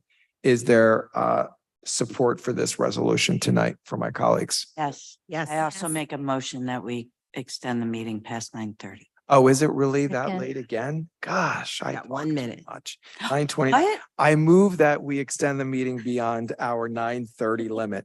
Second. All right. Okay. We're almost there. We have to vote, right? Yeah. Yeah. Yes. Mr. DeLuca? Yes. Yes. Mayor Daffis? Yes. And then one last resolution, also on the consent agenda. Yeah. Well, we didn't vote on it yet. Yeah. Procedural thing, just so we can keep going. Yeah. So the next resolution is resolution number 315-23. Our health officer, Ms. Davenport, mentioned conversion therapy bans in her presentation. I'm really shocked that we haven't adopted this resolution before. And I'm personally embarrassed as a survivor of conversion therapy back in the day when they used to do electroshock therapy. So I'm really embarrassed that we haven't done this before, and I'm glad we're doing it tonight. Conversion therapy, for those who don't know, refers to a range of dangerous, harmful, and discredited practices aimed at changing one's sexual orientation, gender identity, or expression. It's sometimes referred to as talk therapy. That sounds benign enough, right? And it's used against LGBTQ plus youth. It is not benign. Vast medical and psychiatric research has warned against the use of this type of talk therapy. And as our health officer stated, there's lots of data against it, and it has been discredited by the medical community far and wide. It is damaging to LGBTQ youth in particular, damaging to their self-esteem, and directly related to their depression, social isolation, substance abuse, and suicidal thoughts. In New Jersey, thankfully, in 2013, we enacted a conversion therapy ban prohibiting conversion therapy by social workers, therapists, or any licensed health professional on youth 18 years or younger. 22 states and the District of Columbia currently have similar bans on conversion therapy, but that means that less than half of the LGBTQ youth in the nation are protected against this dangerous, harmful practice. And what we have to remember is that even where there are statewide therapy bans, They do not restrict this practice by religious organizations or providers, otherwise known as Bible camp. We, of course, are a welcoming and inclusive community in Maplewood with a long history of supporting LGBTQ advocacy and equality. And therefore we resolve that at this time of rising hate and aggression against the LGBTQ community, especially queer youth, including, as we mentioned earlier, legislative and social backlashes to inclusive curriculum, affirming healthcare, safe schools where trans and non-binary students can study and access restrooms or recreation safely without being bullied.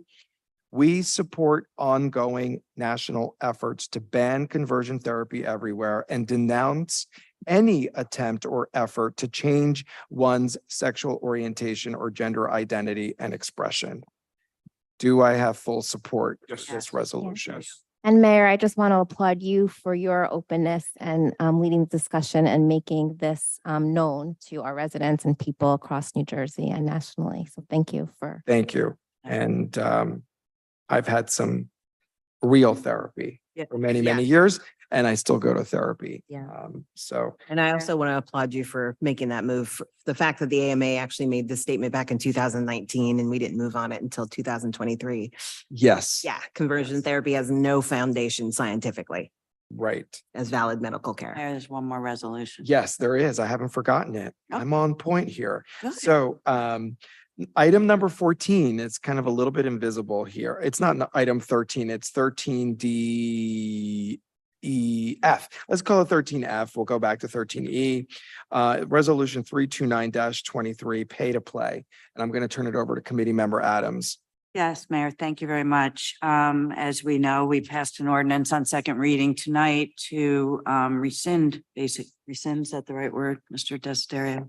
To our existing ordinance, which I know Committee Member DeLuca was involved in drafting that ordinance to basically keep us politicians honest to the extent that we can, but now we are forbidden from being stricter than the state's law. So the resolution of Maplewood Township Committee of disagreement and disappointment in the state's pay-to-play law. I'll just quickly run through it. Whereas in 2006, the Township Committee created a regulation that states a professional service provider or redeveloper who makes political contributions to elected officials who are then responsible for awarding professional service contracts shall be ineligible to receive public professional service contract from the Township of Maplewood. Whereas a candidate for the Township Committee of the Township of Maplewood or a holder of public office has the ultimate responsibility for the award of a contract. And whereas the Township of Maplewood worked closely with the League of Women Voters in writing said ordinance to limit contributions to local political candidates. And whereas that ordinance was written to protect the public and the integrity of the decisions of the governing body. And whereas the state of New Jersey required the township to rescind that ordinance, declaring that the state's new pay-to-play legislation supersedes any local ordinance. And whereas the state will not allow a local municipality to have stricter standards than that of the state's law. And whereas the elected members of the Maplewood Township Committee strongly believe that tighter restrictions are necessary to ensure that strict ethics are followed by elected officials and those seeking to do business with the Township of Maplewood. The resolution is that we express our extreme disappointment with the legislation and its superseding of stronger local laws, and that the local governing body believes are important in ensuring transparency and credibility in our ethics. We appeal to Governor Murphy and the legislature to consider reversing this law, and if not changing the state law, then allowing local municipalities to hold higher standards in their own municipality. A copy of the resolution will go to all the members in the state legislature and the state that the mayor mentioned with the other ordinance before. So I have support for that. 100%. Absolutely. Yes. And thank you for doing that. So. Okay. So- Yes, sir. So we're gonna, you're gonna pass this tonight and then we'll memorialize it, or you want it to be on the agenda for the next meeting? It's on the agenda agenda already. It's on also? the consent agenda. Okay. Yeah. So we did it all Didn't in see one the shot. number. tonight. Okay, Okay, moving right along, we have one other item for discussion. It's titled Homeless Support and Intervention. What does that mean? Okay, so we've been talking about this issue for months now. Homelessness is on the rise in New Jersey for a lot of reasons, and homelessness is very complicated. There are a lot of factors that lead to homelessness. There are people who are sheltered who remain homeless, and then there is, of course, unsheltered homeless. New Jersey is becoming unaffordable for folks even with modest incomes.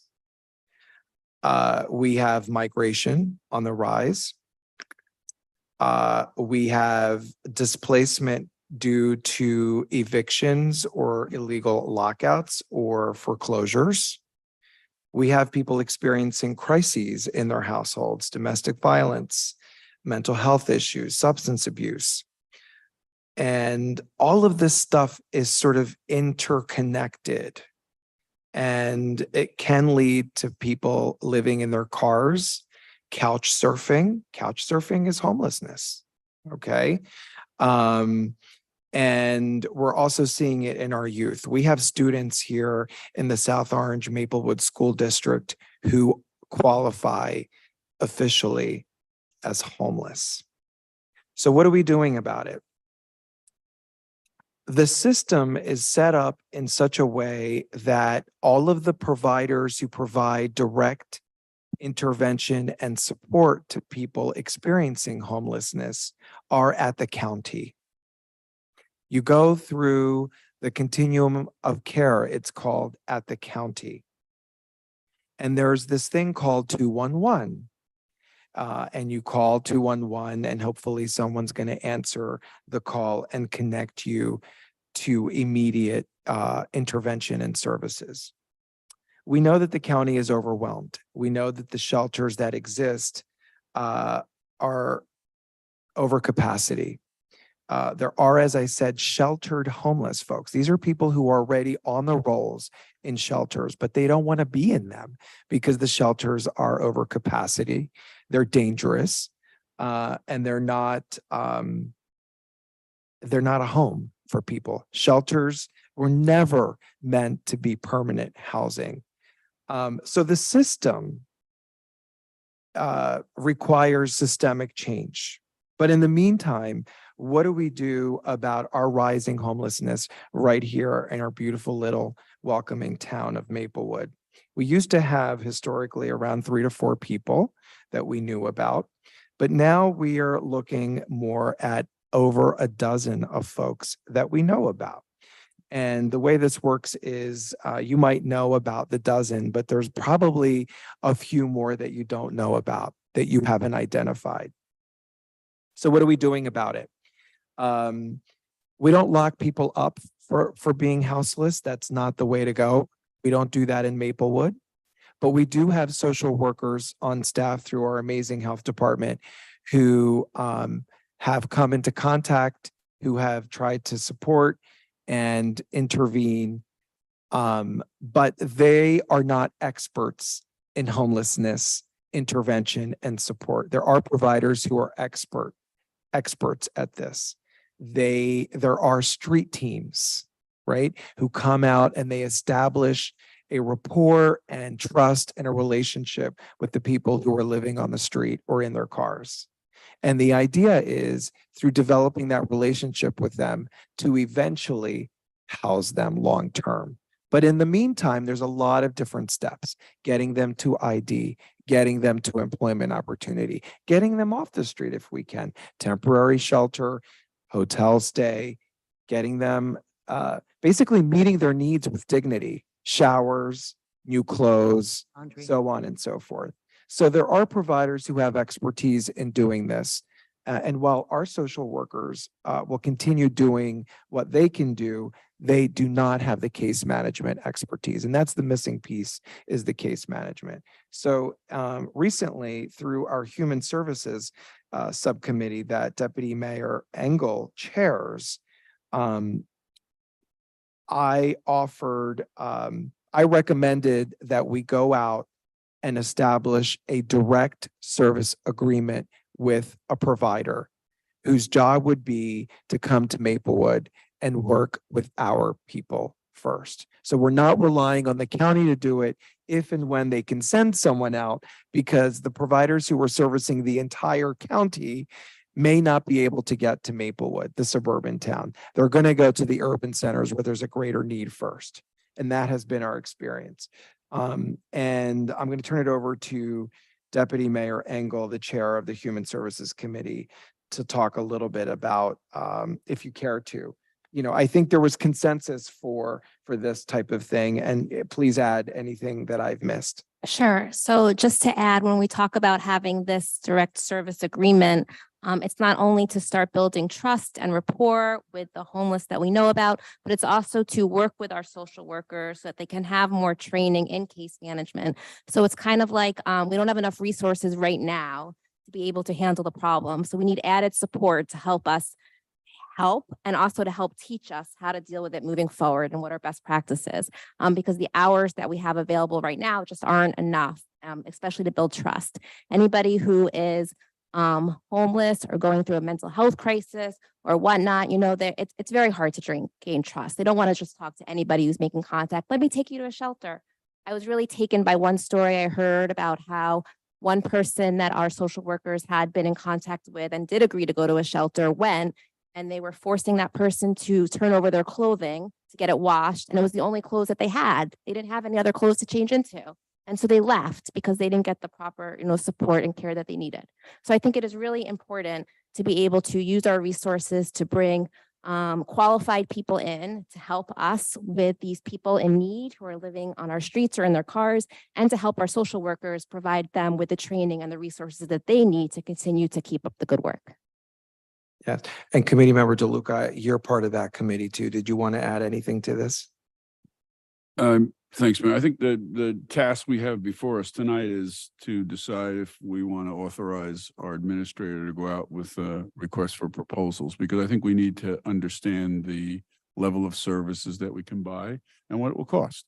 Yep. And that it's important that we absolutely deal with people who are professional, who know how to deal with this situation. It is a situation that's going across the country, and having the answers is hard. But we know that we're not capable of servicing these folks who are in our community, these folks from our community. So we need to get that help. And I think that's what we want to do, is to have Mr. Weary go out and get some information on who can help us. Yeah, so I support that. Is there consensus for that?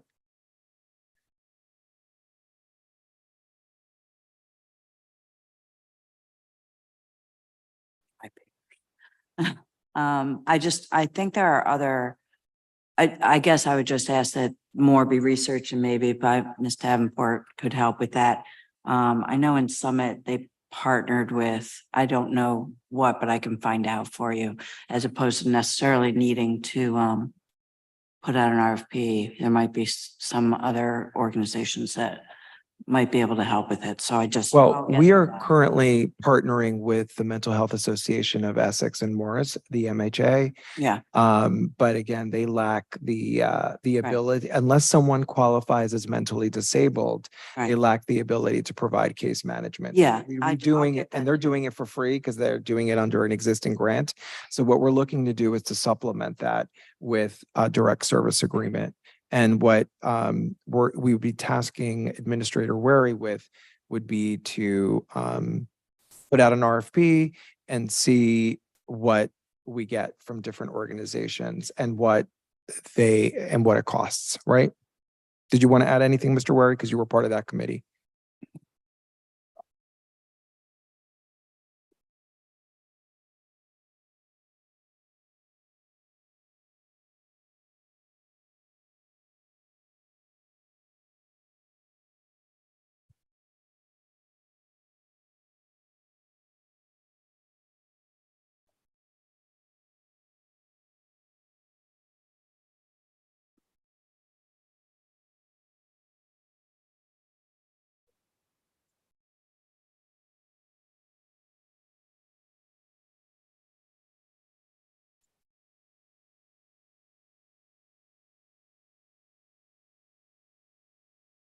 I can help you with the RFPs. That's what I do for a living when I'm not doing this.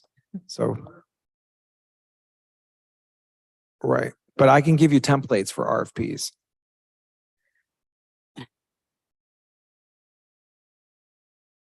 Got it. So I would move that we authorize Mr. Weary to move ahead and develop this RFP and you'd be able to get it out and you need to come back to us with it. Okay, so I would move that we authorize him to develop and disseminate the RFP. Second that. Second. Do we need a roll call? Ms. Adams? Yes. Ms. Wright? Yes. Mr. DeLuca? Yes. Ms. Engel? Yes. Mayor Dacus? Yes. And Mayor, could I say something? While we're in this process of trying to provide for our neighbors, basically our unhoused neighbors, I ask that the members of this community consider your placement in this community. By the grace of God, that's not you. So it may not be the people you want in your backyard. They may not be the people you want to see when you drive down Springfield Avenue, but they're people. And we need to remember that when we're thinking about how our neighborhood, or God forbid, if I hear my taxes pay too much. I'm going to use mom's words, not my words, but it basically, I'm telling you basically, don't consider your own privilege when you're looking at these people. It's not about you. It's about them. So please be passionate, be the Maplewood that we always talked about being. Open, diverse, inclusive. Let's do that. Amen. Thank you. Okay, consent agenda. Who's going to move it? I move it. I'll second it. Ms. Adams? Yes. Ms. Wright? Yes. Mr. DeLuca? Yes. Ms. Engel? Yes. Mayor Dacus? Yes. Public. And that's the resolution now. We want to clap. Okay. All right, this brings us to our second public comment period for any subject matter. And we have someone who wants to say something in person. We'll open up the mic. Welcome. Committee Resident Kelly Quirk and Nora. Hi, Nora. Hi. Say hi, Nora. She's doing her part. So I'm Kelly Quirk. I live at 152 Parker Ave. And I do a lot of community work, but I think most prevalent for why I want to speak tonight is because for the last 18 years of my life, I have worked in New York City in service of homeless individuals. I started doing street outreach 18 years ago in Port Authority Bus Terminal and George Washington Bridge Bus Terminal using a harm reduction and housing first model. So as you consider, I want to say a couple of things. Number one, I want to thank you for not leading with what we see as a national and also quite local effort to criminalize homelessness. And to be very clear, it is to criminalize a specific type of homelessness that is almost always targeted towards Black and brown men who are sleeping outside. So thank you, Committeewoman Kripe, also for what you were adding. As you guys develop your evaluation protocol for bids and commitments from organizations, I think it's really important to look at things like commitment to housing first models, commitment to participant and client-led planning, commitment to harm reduction and person-centered care. And I mean a true commitment. There are agencies who can use those words, but what are they actually doing? And finally, I'd ask that you guys be sure in your communication to the public not to fool them. Outreach works and housing first models work and harm reduction works, but it doesn't erase people who are suffering from our communities. It doesn't make them not visible and it doesn't make their pain disappear. And I understand for a lot of folks, it is very challenging to look at people who are in pain and in suffering on the street, and it makes them uncomfortable. But these are not easy solutions and these are not easy answers. And it takes time. It takes a long time to build rapport with somebody, but it works when it works, and it does work. Yes. I've spent 18 years watching it work, but it takes time. And when I say I still know folks I met from Port Authority Bus Terminal who I saw after 3 years move into a safe haven, who I saw 2 years later agree to go to supportive housing, who still come to tell me that they don't like my outfits and to tell me what they cooked for their family on Thanksgiving in their apartment. So it works, but it's not easy. It doesn't mean that people automatically go away. Nope. And especially important, is that clients who live outside, participants who live outside, community members who live outside have autonomy. There is not a law that erases their ability to make choices for themselves. So I ask, as you're making these, what I think is a really good decision, to find professionals who know how to do this work, who know how to build rapport, and who understand the extremely complex bureaucratic systems of getting access to care and to housing. Asking that you do that, that we also call out our neighbors who at times and gently in explaining are using racist, ableist, and diminishing language that erases the autonomy of individuals who are living outside, who, to be perfectly frank, are making rational choices for themselves in that moment, even if we disagree with them. So thank you so much for all of your efforts. And I really support anything we can do in getting a really professional team to come in, to train us on what we can do, but also to have the access to do the work to get people housed. Thanks. Thank you, Ms. Quirk. Thank you. Yes, that deserves an applause. Any other member here in person of the public who wishes to comment about anything? Appropriate anything? Okay, seeing none in person, we'll go to Zoom. If any members of the public on Zoom would like to speak, please raise your hand and we'll move you over to public portion.